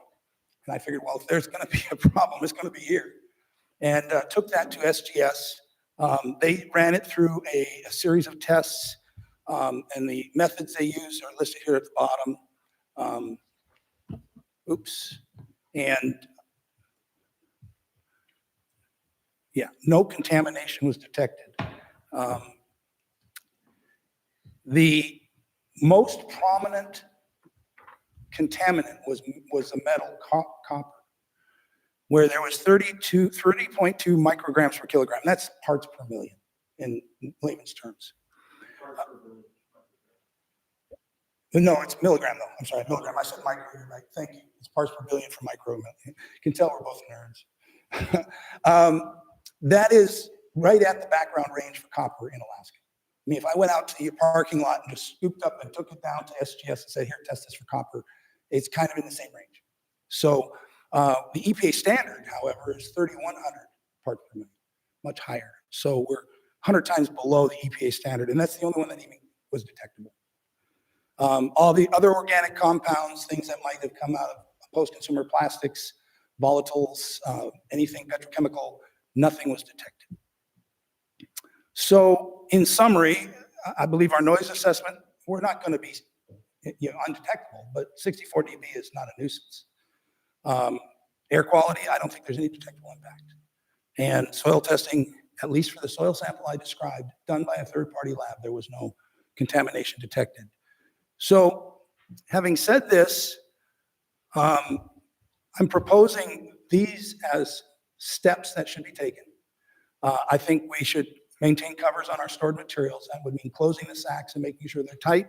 If they're not closed, then cover them. Annual documentation, so I would suggest that we do an annual site inspection. That can be done with city, it can be done with the neighbors. Community outreach, so I want to make the baseline well information available to everybody, and we will test it regularly. And then allow the city to come in and inspect. I just would ask that you just let me know so I can prepare and be there. So here's my request. I respectfully request that the decision for issuing the conditional use permit be postponed for 6 months to the September council meeting to allow an environmental impact study to be completed and then submitted back to the council for consideration.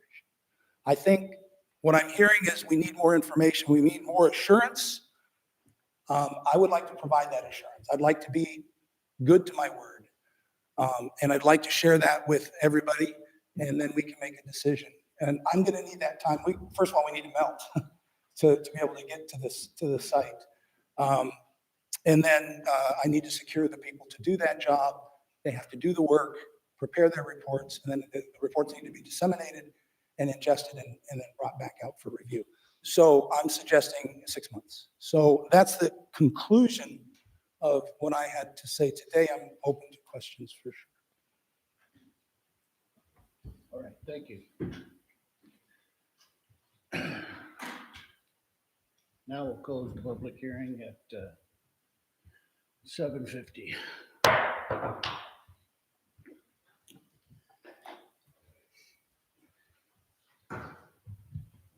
What's the number on that again? Resolution 2601. I'll make a motion to approve Resolution 2601. I'll second. A second.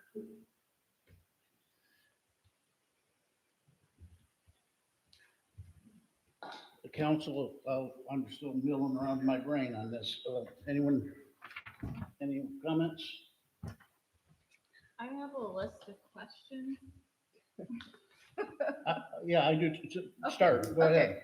You All want right. him to sit right there? Yes, Okay. could you please come on up here and the both of you, because we're gonna have questions from both of you.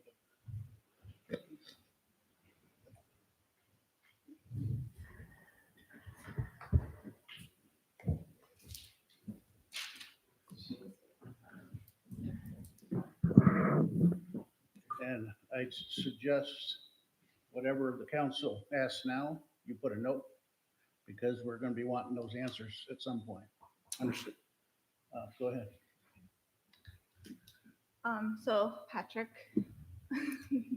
so I have a list of questions here, just listening to the neighbors and yourself with your presentation.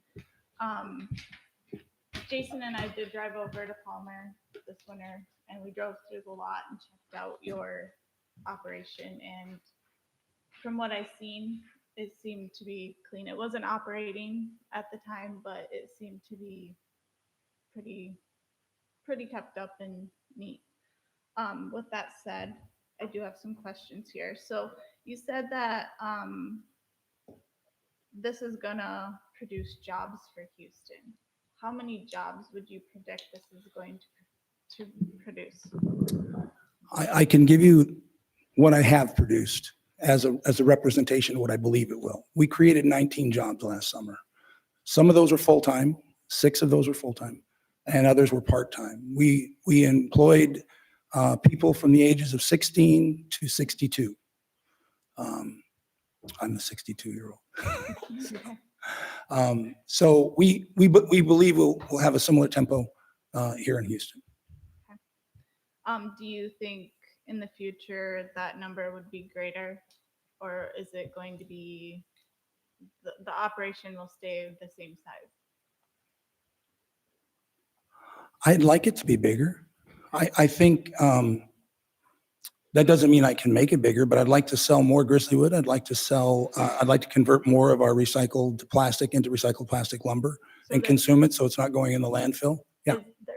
Excuse me, there is the potential for more grizzly wood needed throughout the area. Is that what you're saying? Like you're just making what you can now, but you have the prospects of making more product.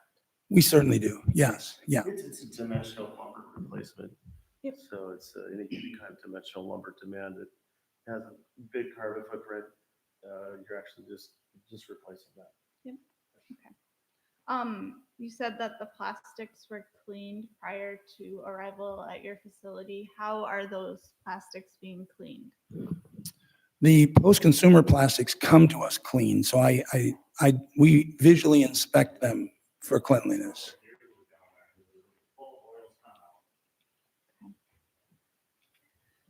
So the recycling place that you receive the products from, clean it before you get it? Yes. Okay. And what are these places where they're collecting it, cleaning it? What are these places? Are they? Well, let's take the example of the municipality of Anchorage. There's a toll booth. They come through the toll booth with their plastics in their vehicle. They come up to a collection site.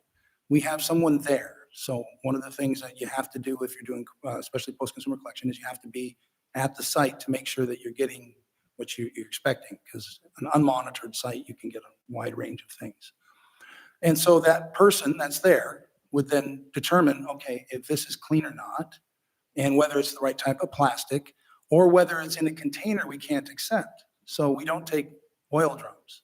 We don't take chemical containers. There's certain things we just won't touch. We have to give those back. We just don't accept them.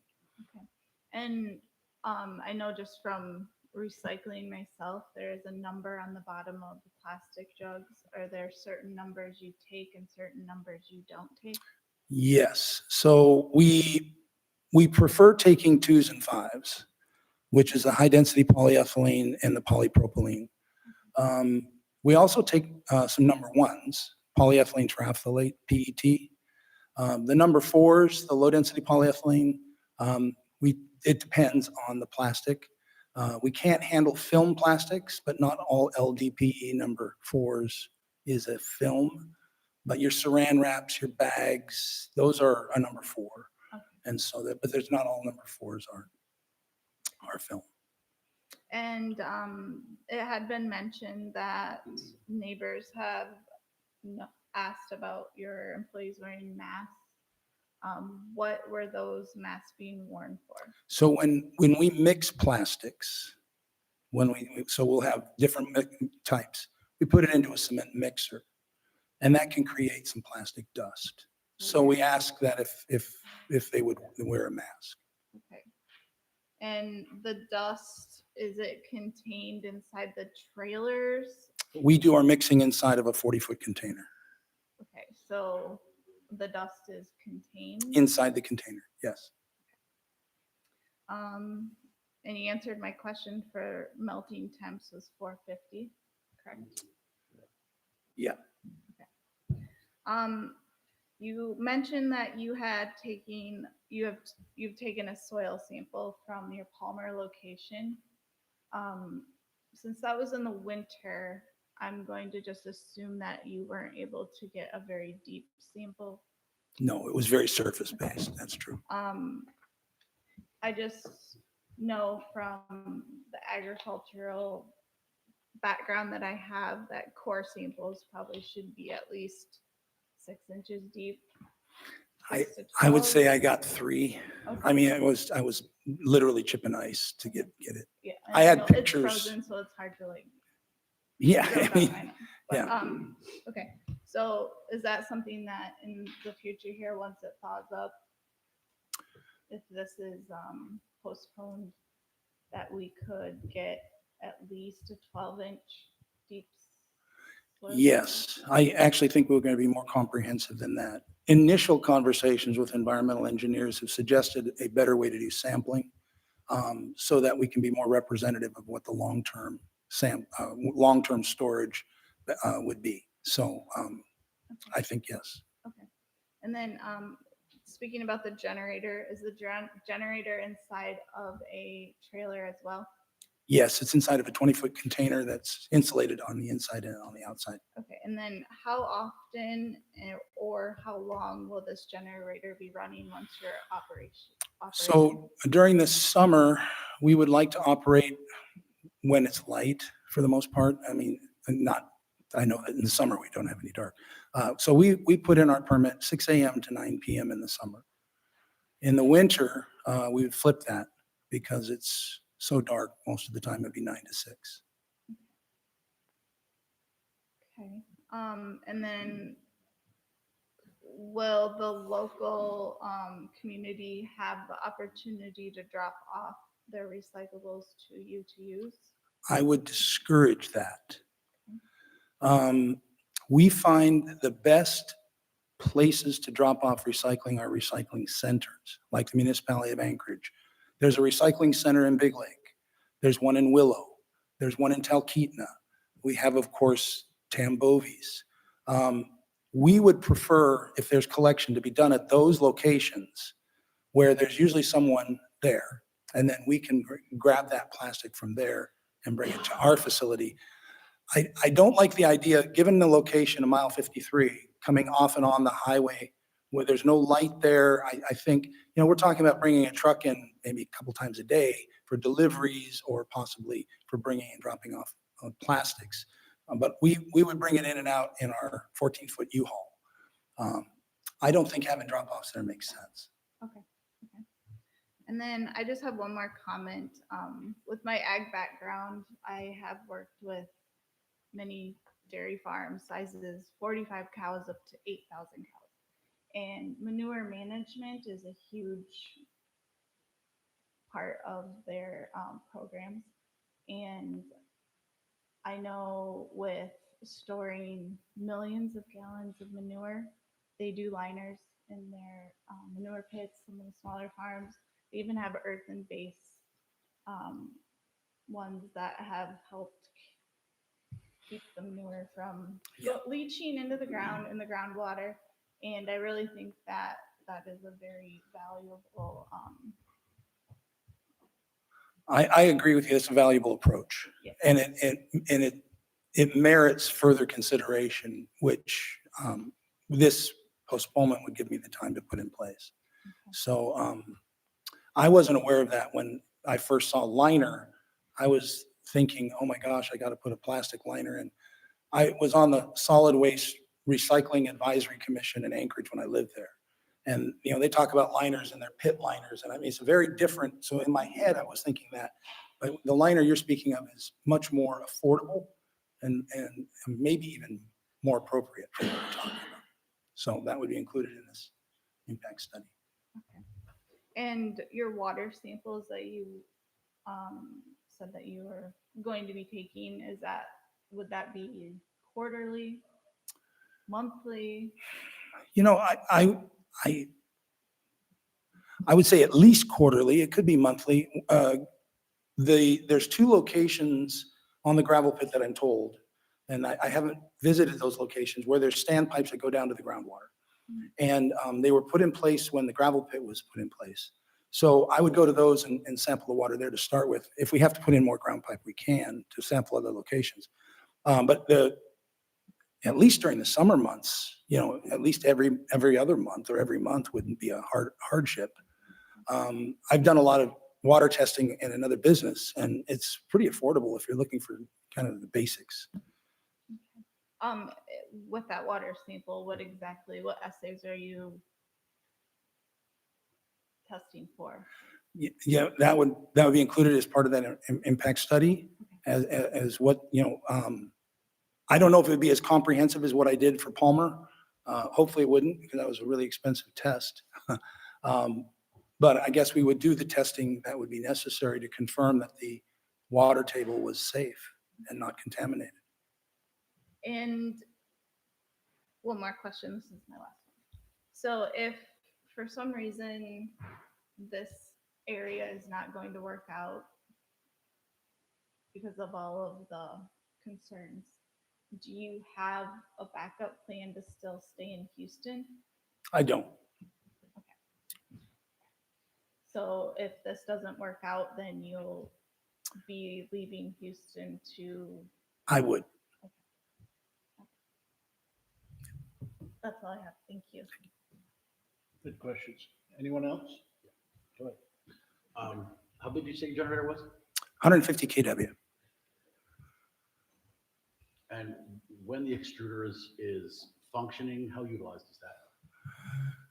Pretty minimally. We used to have 100 kW from NC Power, and then I replaced that with this 150 kW, thinking that we could do grinding and extruding at the same time. I would say we were probably drawing 50 amps with the extruder at startup.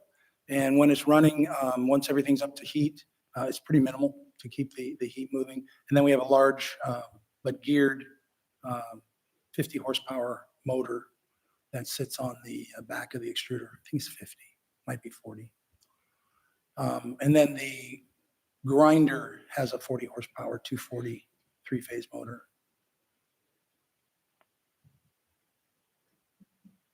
So as far as scaling goes, were you to take the existing enclosure and replicate it, would the existing generator run a second replica extruder process? I Or would you have to upgrade the generator? I would probably by that point be on the grid. That was my next question. If I'm going to be in one fixed location, there's some sunk costs to get on the grid. You got to run wire and some things that have to be done. But because we were designed to be portable was the necessity for the generator. But if we're going to be in one location, which is the plan to move to Houston and be in that location, then we would look to get on the grid as soon as we could afford it. So if you put down roots, the idea is to bring in. And building a building as well. power, Yeah, And then use the Jenny as a Jenny like. would be a backup. Yeah. That's all I got. Kent, do you have any? No, most of my questions have been answered already. No, I just want to say I appreciate the professionalism, the amount of time that has been put into the presentation, and just the care that you show about your business. Speaks a lot to what kind of business you'd be running, and I think Houston would be blessed to have more businesses like that. So, thank you. Thank you. Councilmember Lewis, do you have any questions? Yeah, I concur that it seems that you have gone through an exhaustive effort to explain and explain and explain, and I imagine that maybe at the back of your mind you might be thinking to create an FAQ with all the hundreds of questions that you probably answered again and again. You touched on one in regards to the scale and the traffic. I think you mentioned a couple trucks a day. In terms of traffic in and out,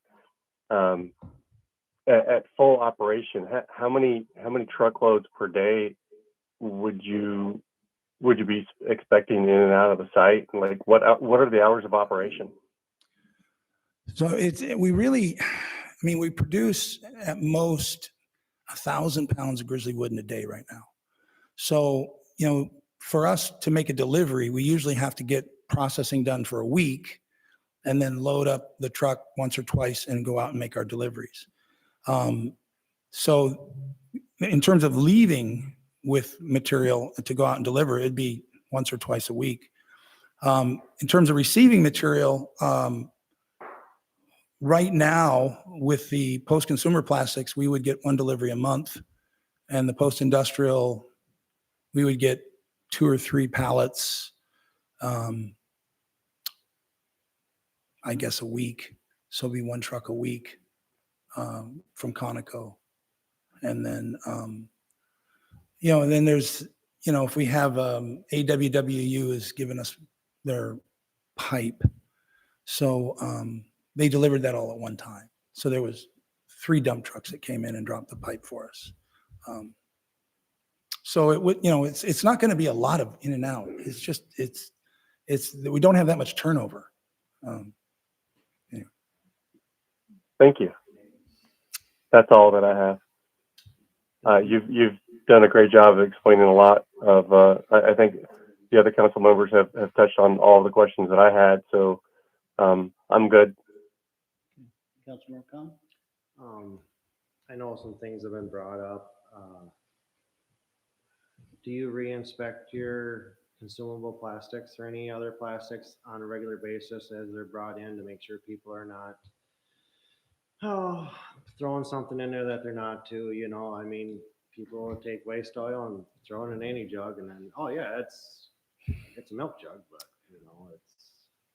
I mean, is there a re-inspection? So that way you don't have a problem with something happening and then it creates an issue later. I know you probably do for the most part when you grind, but to keep tabs on people so that way if it's a nuisance. Right. So where there's the most likelihood that would occur is in post-consumer. And we have a person that watches everything that gets put into a super sack. And it's our employee that puts it into the super sack, not them. So once it's in a super sack, then it's completely within our control. It's stored inside one of the bays at the old Midtown transfer station. And then that's taken out to our facility for processing. So the only opportunity someone would have to do that would be they have to come to our facility and actually throw it in. We haven't seen that. It doesn't mean it couldn't occur because we don't have a gated facility. But we haven't seen it. But every piece of plastic that we put into a super sack, we take out and we look at by hand when we're done. So it doesn't get, if there is a missed item, it would then be put in the landfill. Okay. And that brings me to another question about a fence. I know you said about gating it. Even for the surrounding neighbors, have you considered putting up a fence to help mitigate the noise? So that way, even consumables or any plastic can float. The wind comes in there and blows them around. I mean, just to help the noise and the loss of any products, and then to help keep it as I know off of Hawk Lane, you can also see up that way, just to help keep it a little bit clean, quieter, so it's. I wouldn't be against it. I'm not sure how effective it would be since we're in a hole. I mean, if I put a 10-foot fence above a 60-foot wall of dirt, Wow. am I really helping and then the other complicating factor is that we do share a property line in the gravel pit with our neighbor. Down to the bottom. Down at the bottom. And so, that would, we could certainly put that fence up, but, Or even if you cost shared it with the surrounding neighbors, so if you were down in the hole, but they put the fence back to up on the ridge maybe or Yeah. something. Yeah, It's just a scenario. I think all of those are scenarios that we'd be welcome to explore. It would help for noise litigation. I'd like to, maybe get someone with some noise experience, specific noise experience to say, this is an advantage. I used to live on, right off I-15 in San Diego, and they raised the fence 2 feet and it made a huge difference. Right. So I'm not going to say, that it won't. You just have to do a risk or a cost benefit analysis. And you said there's water, there's supposed to be test tubes there. Would you consider, or do you plan to put a well in for water sampling or for doing any other kind of water, in case of a fire or for drinking, bathroom facility or anything like that? Would you put a well in that would work for water sampling in that too, or? Yeah, it's a great idea. I hadn't thought about it, to be honest. It's a great idea. We surface wouldn't have to go water- down very far. I mean, the water table is only 8 feet underneath. It is, but water is very funny. It'll go wherever it feels like it's going. I mean, like you said, if they're all at 80 feet, that would be a fair assumption versus the top, to do both, or just to have a perspective. If we have, and we're changing the calculus a bit of our business model in the sense that now we're going from a mobile to we're looking for a home. Right. And so that would be something that we would consider. I mean, because then we could have restrooms on site instead of having a porta potty and, Right. and we, all those kinds of things. So absolutely. I think that's the evolution of this business. I just hadn't thought of it until you mentioned it. And you do operate at your current, what were your operation hours at your current facility? I mean, were they a 5-day-a-week, 6 to 9 thing, or was it more of a It was 3 days this week? And No, it was 5 days a week, and it was, we had everybody show up at 8 Okay. and leave at 4:30 with a half-hour lunch. Okay. So I'm submitting a conditional use permit, and I got to be thinking about the broader scope of things. If we were to expand, and expand our hours would be the easiest way for us to expand production. Right. Then we could go to 6 to 9, and we could get 2 shifts in instead of 1. So that's the thinking with the 6 to 9 versus the current operating tempo of 8 to 4:30. But as of right now, for projected year or whatever. 8 to 4:30. Okay. Yeah.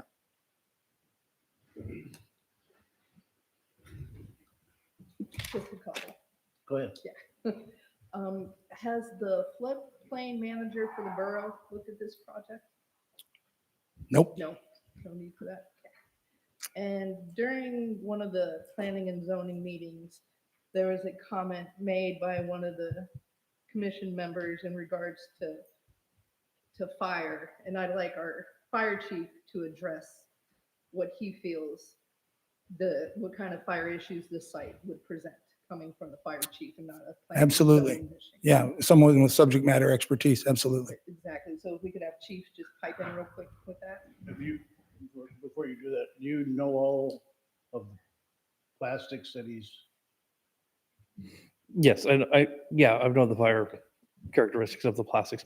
The comment that was made by the commissioner was, I read that also. The actual fire risk, so the risk of ignition is pretty low on dense plastics anyway, but once a fire is going in those plastics, especially if they are clean plastics, it's easy to get that under control. The hazards at a refuse or a waste site is from the rubber waste. It is not from plastic waste. Plastic waste is pretty easy to bring under control rapidly. The only caveat to that being making sure that we have access within 150 feet of all areas of any storage site. It's like if you had an area that was 200 by 200, we couldn't get to the center very efficiently. But I did see the comment about that once it gets going in the plastic, it can keep going really hard in the plastic, but it's pretty easy to bring that under control even with just straight water without even using foam. Thank you. And then people had brought up about odors and that sort of thing. And at one of the last meetings, you spoke about what is actually being vented and such, the moisture. Can you just? I'm saying that, did you say motors? I'm sorry. Moisture. Oh, You moisture. talked about moisture that was being vented from the water. Could you just put that out again? So in the only steam that, I mean, the only thing that's coming out of our extruder is steam. And that steam comes from, there's moisture in our product because we do store it outdoors. There is residual moisture in it.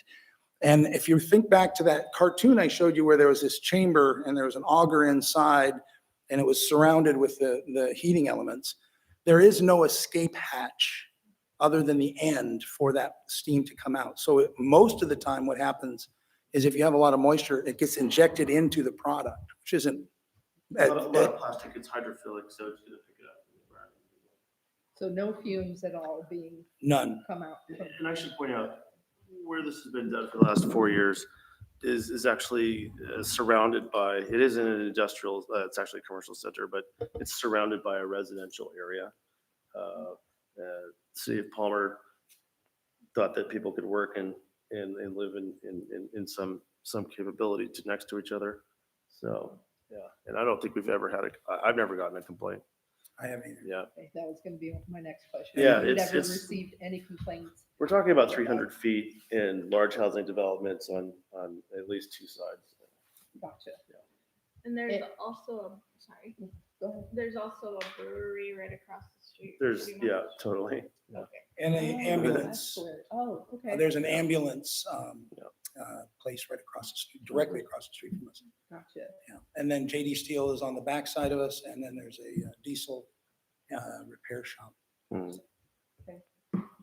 in terms of mitigation with the streams and whatnot in the area, have you considered using straw wattles for keeping water from going in certain areas? It's what the state used in that exact same floodplain area when they were doing road work and stuff to keep contaminants from going in. I And think- that would be a cheaper. It would be very, very easy to do. The one stream is 500 foot from, it's on the very tip of our property. And it's 500 foot from the edge of where we would be operating. So that would, that location is actually right by the road as well. So, but I didn't realize the name of those straw things is wattles. Yes. They were actually made on the lot just before you came. Which is, I think it's something that's considered too. I don't want to speak out of turn, but a collaborative perspective. We were bringing elementary and middle school students into our shop just a couple days ago. Being proximate to schools, having them involved in these types of programs where they're learning real world recycling and industrial processing, potentially transitioning to jobs that are created locally. It's actually, I think, more of an opportunity for the area than it would be a liability, in my personal opinion.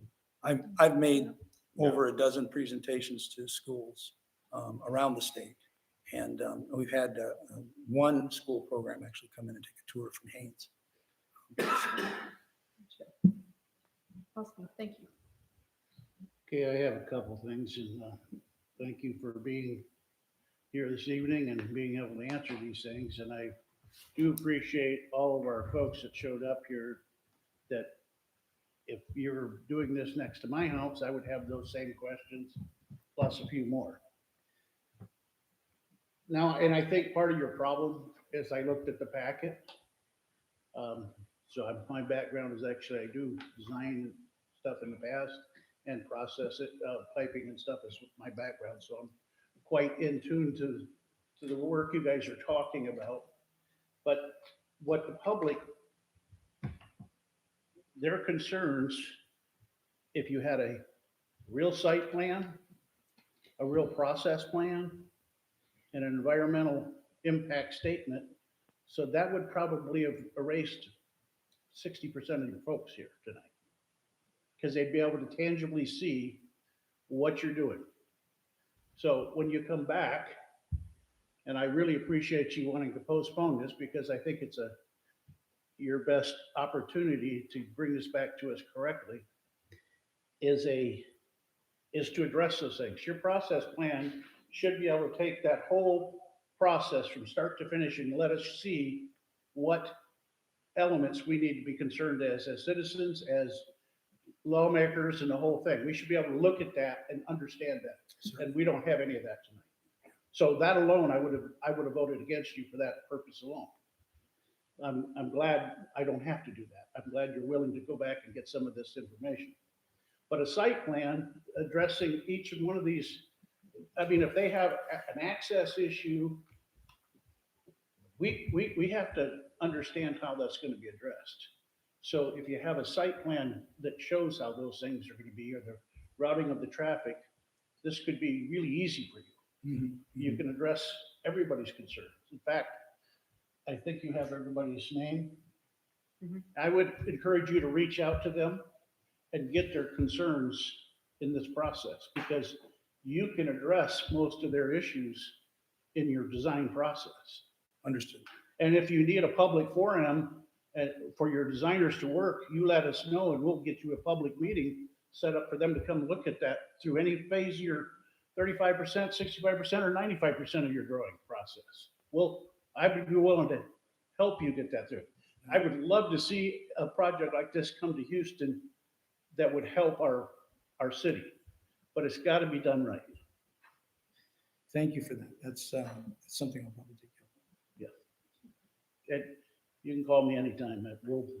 I can certainly give you, if you don't know process engineers, I certainly have a list I could share with you so you could start the discussion with them, because they could help you so easily address everybody's issues that are out there.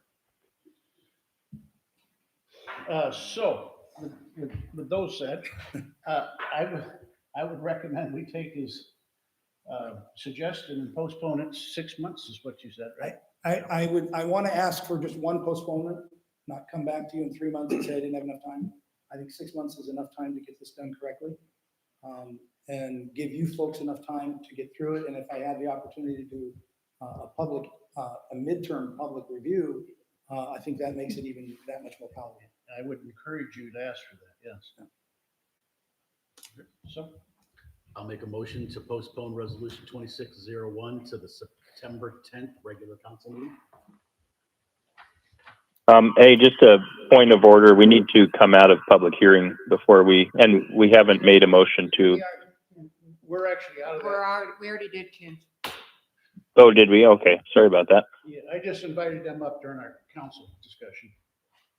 Okay. I didn't remember if we had made a motion to accept it yet or not.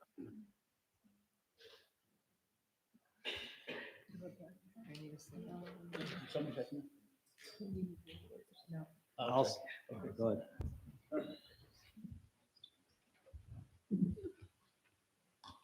Can we put it on there that he can come back sooner than the 6 months if he has everything in order, so he's not, if you're okay with that, that way? Yeah, if August, I know August is a bad month for me. I have a nonprofit I do that month, so if I could get it done in These July. things done sooner than that.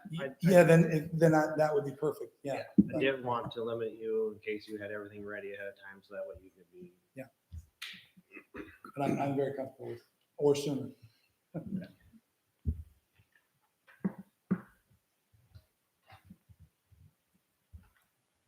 So we're adding or sooner.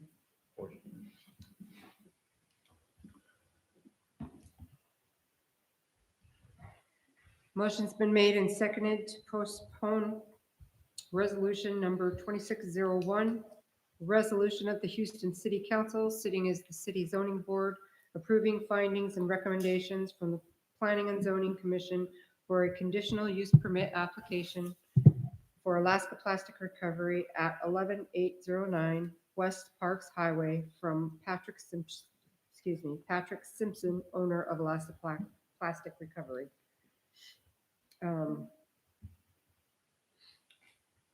Councilmember Courtney. Aye. Councilmember Mitchell. Aye. Councilmember Johansson. Aye. Councilmember Khan. Aye. Councilmember Lewis. Aye. Deputy Mayor Brazel. Aye. Mayor Cole. Aye. Motion carries unanimously. Thank you, gentlemen.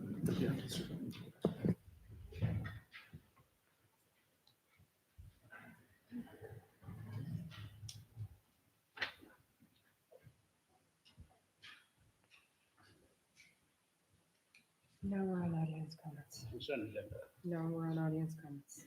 Oh, audience comments. All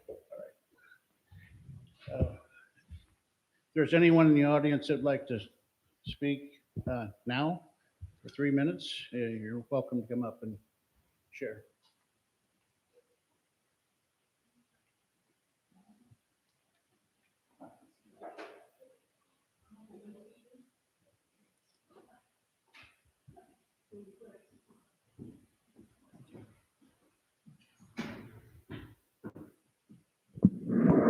Thank you. I'm Tam Bovee again. I just wanted to briefly speak to ordinance 26-04, the city clerk in executive session. I would just will say, as an assembly person, the borough clerk has been in every executive session, especially legal matters, with the exception of employee reviews. So that's just how they handle it, good, bad, or otherwise. Thank you.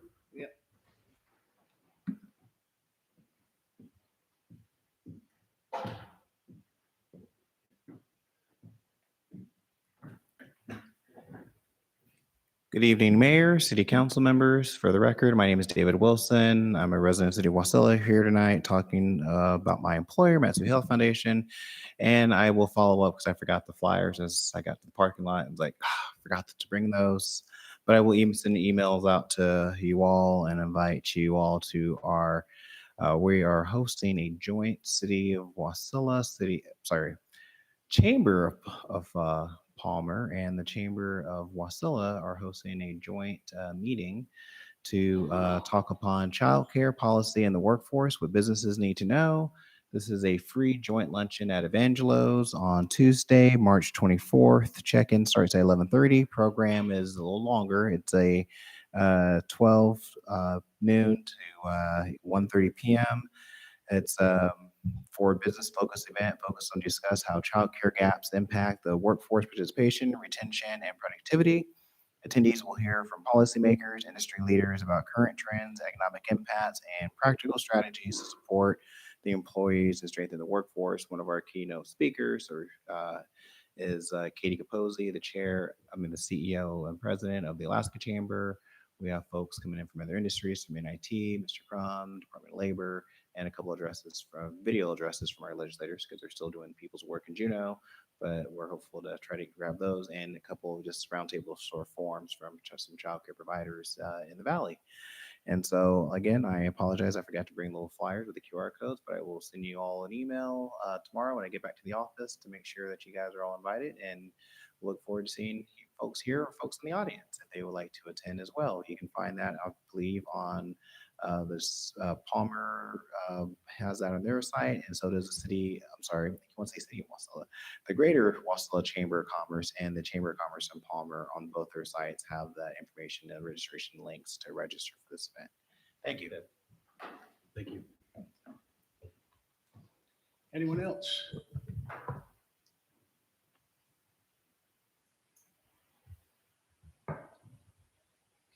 I would encourage any of the audience members that came up and spoke tonight to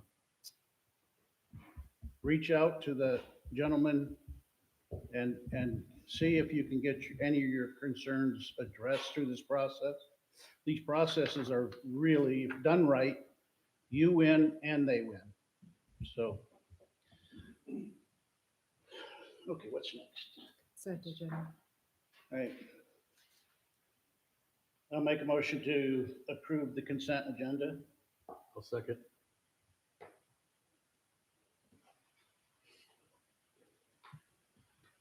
You want to have it? Roll call. Yep.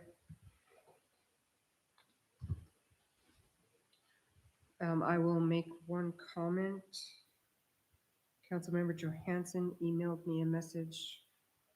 One of the, I don't remember which one, which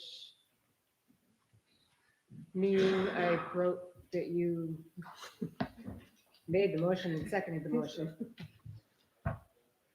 On page 124. Okay. On October 20th, under the meetings there. Okay. You can't do that. Yeah, right? I will correct that. Thank you. Motion's been made and seconded to approve the consent agenda. Councilmember Khan, Aye. Councilmember Mitchell, Aye. Councilmember Johansson, Aye. Councilmember Lewis, Aye. Councilmember Courtney, Aye. Deputy Mayor Brazel, Aye. Mayor Cole. Aye. Motion carries unanimously. Okay. Brings us to new business. I'm not sure what that's about. Is new business, what is that? It's so with the King Arthur project, we had proposed or brought into there about doing No Name Hill, doing that intersection up there, possibly integrating it. Anyways, they said that it was going to cost anywhere from $30,000 to $60,000 just to engineer it. The total project could go from, I believe it was 100,000 to 300,000, depending on what the project is. The plan was to bring it forward to the council to see what you guys would like to do. If you'd like to ixnay it, or if you'd like to get a engineering cost or get an engineering done on it, and you can always do the project later. Or we can go through it if we thought we had funds or something. I mean, it's projected to start, the King Arthur project is projected to start in 27, but they're gonna start engineering and surveying this spring. So it's to keep the ball rolling on that whole thing. I have a question. Would they be paving No Name Hill or just? That would be all in with the engineering and what we decide with the plan. So that would be, I believe that it's where all the intersections of Valley Shannon, No Name Hill goes down, and the other one, it's the offshoot there, which is King John, I think, or something. To pave to that section right there, because where all those intersect, there's so much traffic there, you can't keep the maintenance on those roads in the summertime. Lake Valley Shannon. Yeah. So I'll bring something forward to the council next month that we can vote on. Because that stretch of No Name from the mailboxes to Valley Shannon is a mess. It is a left-hand turn that has a nice right-hand lean to it. And I drive by it on the way home constantly. And there are car marks in that ditch from people that want to make that left turn too fast and end up kissing the old snowbank there. But I don't know that adding complexity to the King Arthur project is the way Well, to make sure that gets completed on time. for now, it's just the design portion of it. And I remember talking to the borough last year about this.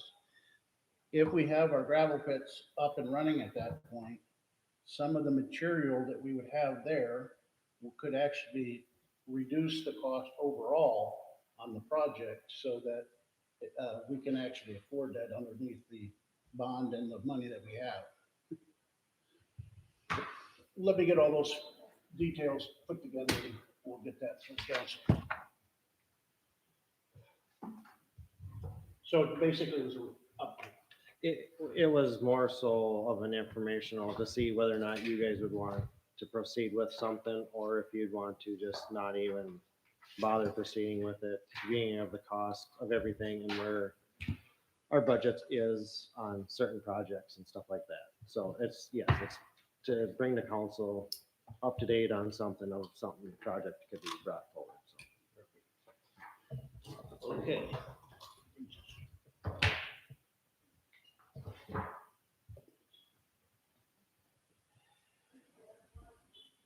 One more time for the audience. Anybody in the audience like to make a comment?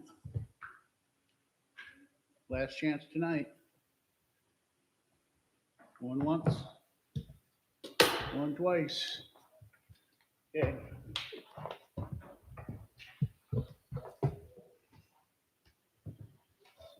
There's no executive session. I'll let the clerk start us off in comments.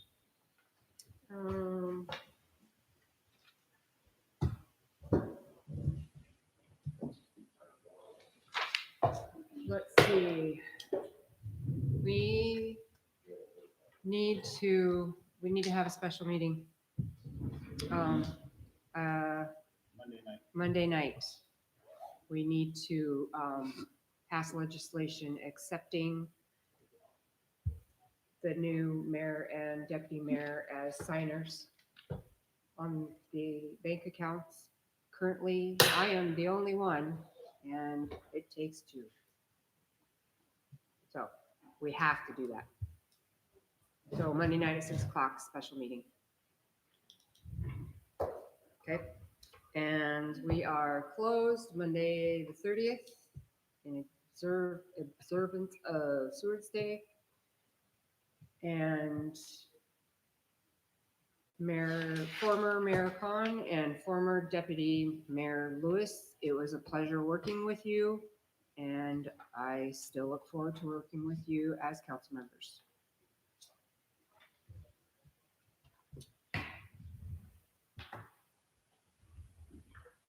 And welcome new mayor and new deputy mayor. Thank you. All right, let's start on this side. Councilmember Khan, you have any closing comments? I appreciate everybody coming out. Whatever they voice, it's worth hearing and stuff. That's for sure. I feel bad for my decision, but I enjoyed working with the staff. I enjoyed helping the city what I could. I wish I could have kept on going. I mean, it's not that I really do. And hopefully in the future, I can continue this back in again to take that spot or something. So I am sad to see the go or whatever. So thank you. Councilmember Johansson. I would like to thank all the community members who spoke tonight, and to the citizens watching on YouTube. Your input is always very important. We sit up here because of you guys. I say that every single time, but it's true. So please keep coming out and giving us your thoughts on what we're looking at, what we're doing for our city. I appreciate you. I'd like to thank Mr. Simpson for coming out and talking about his operation, and I really appreciate you wanting to be a good neighbor and suggesting the 6 months delay. I think that shows a lot in how you want to work with the people that surround you. So thank you very much for doing that. I really think that shows a lot about your character. And I think that that's all. Okay. Councilmember Lewis? I wish that I could have been there in person tonight. I've been fighting a cold for the past week and a half. I don't want to spread that around. I think tonight was a big night for Houston. We had a major change in the leadership. I'm really grateful for Jason for his service and to everyone who stepped up to take on the new roles.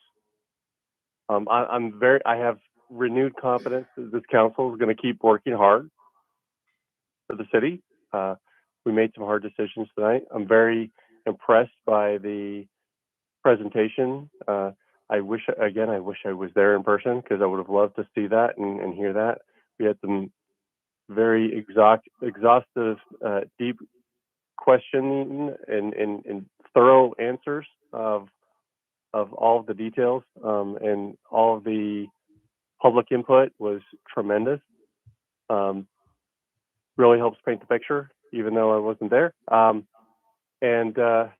So, again, I want to thank Jason for the time and energy he's put into these past 4 or 5 months. That was a tremendous learning experience. I hope that we could all take something away from this and move forward and grow together and focus on the policy, move away from anything in the past, leave the grudges behind, and just really focus forward on staying focused. I know that we can get distracted on some things that really don't matter, and that keeps us away from doing the good business that we need to do and making the hard decisions. So thank you. Thank you all again for stepping up. I really do appreciate that. Okay. Councilmember Kent Mitchell? Yeah, I would like to thank Mr. Simpson, and I'm excited to hear how these studies come out. I just appreciate anybody that has the ambition it takes to run something like that. As a business owner myself, I know the city of Houston needs more businesses. I think the city of Houston is growing, and professional businesses are always encouraged, and I want to see, obviously, any business that comes into town to have somebody that cares so much about how their business affects the neighborhood. I'm just grateful to see that, and so thank you for just your situational awareness, and I appreciate your willingness to work with the neighbors, just to be a good neighbor and a good businessman. I can really appreciate that, so thank you for that. Thank you to everyone who came to speak about that. I know there's a lot of concerns, a lot of questions that need answered, and so this is a great place to start and move forward. I do appreciate. Oh man, I'm getting some feedback. Sorry. Thank you to Jason and Dan. I would just like to thank you guys for your willingness to serve the city of Houston. It takes a lot of courage to run for city council. It takes a lot of courage to take those positions. And I can certainly appreciate the courage it takes to step down, and just appreciate you guys and your transparency through this. And I'm excited moving forward. I do think we have a good team to create good policy, and hopefully to do some amazing things in the next year or in the next 6 months, that we all work together to do that. And so thank you guys for just being there, being willing to show up. That says a lot. Just thank you guys for, congratulations to Jeff and Carter in your positions, and looking forward to working with whoever sits in those seats. So with that said, thank you to the public for showing up. I do appreciate everyone who who comes to these meetings to share their thoughts and opinions. It does matter. We do care. It matters a lot to the city council, how the public feels about certain things, especially new businesses coming into town. We will take all those things into consideration when we make our choices. So thank you, guys.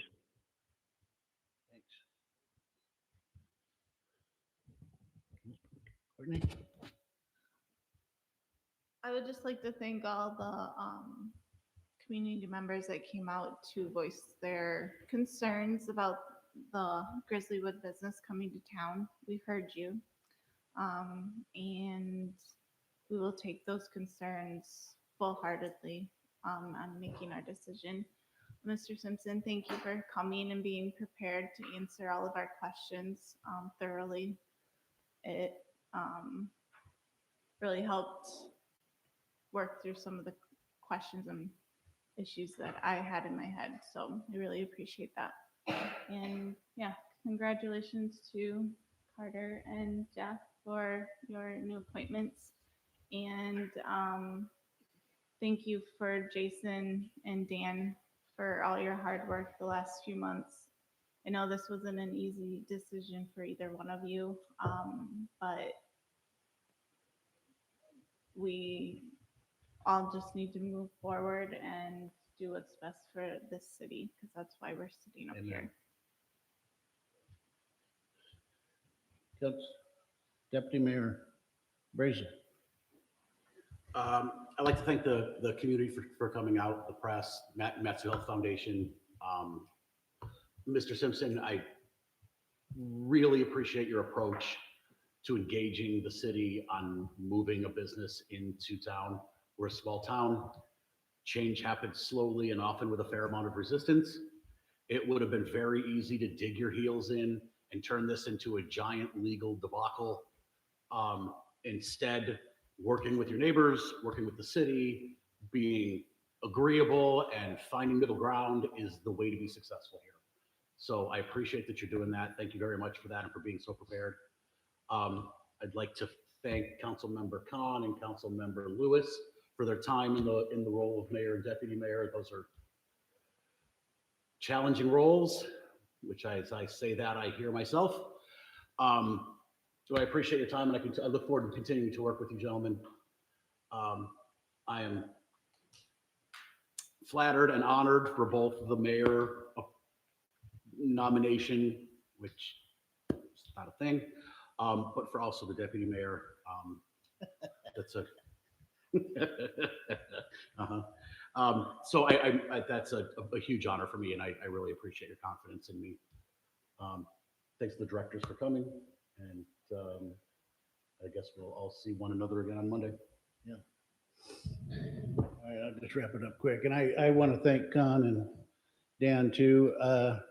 There's nothing more difficult than sitting in these chairs and when you're looking after the residents of this city, and for me, the fact that he recognized he needed some help doing this job speaks volumes of the character of the man. And I want no one to forget that, because it's not easy to relinquish something you're working at. But he cared more for the people, which is huge in my eyes, than the position. And so there's no doubt you can stick it out on these councils and get enough people yelling at you enough that you will make a good mayor someday. One that you don't have to, abandon in the middle. I personally loved having that break. It gave me a chance to kind of refocus and relook at things. And I'm actually was sad to hear that tonight, and I had no clue coming in here tonight that any of that had transpired. We're going to move forward. We're going to move forward as a group, and we're going to take care of the citizens. And Houston's going to be better for this in the long run. And so I just want to thank everybody. And sir, I really, as you've already heard tonight, your approach was perfect for the night. working with the people is much better, because as much as I wanted to vote for you, I couldn't because of those things that I read. We have to have that information. And because the people need it, they have to know these things. And if we don't make you provide that, then we're not doing the service to the public. And so I really appreciate your attitude on everything. It's really good. And with that, we're going to adjourn at, what, 8:50? Can have my glasses on.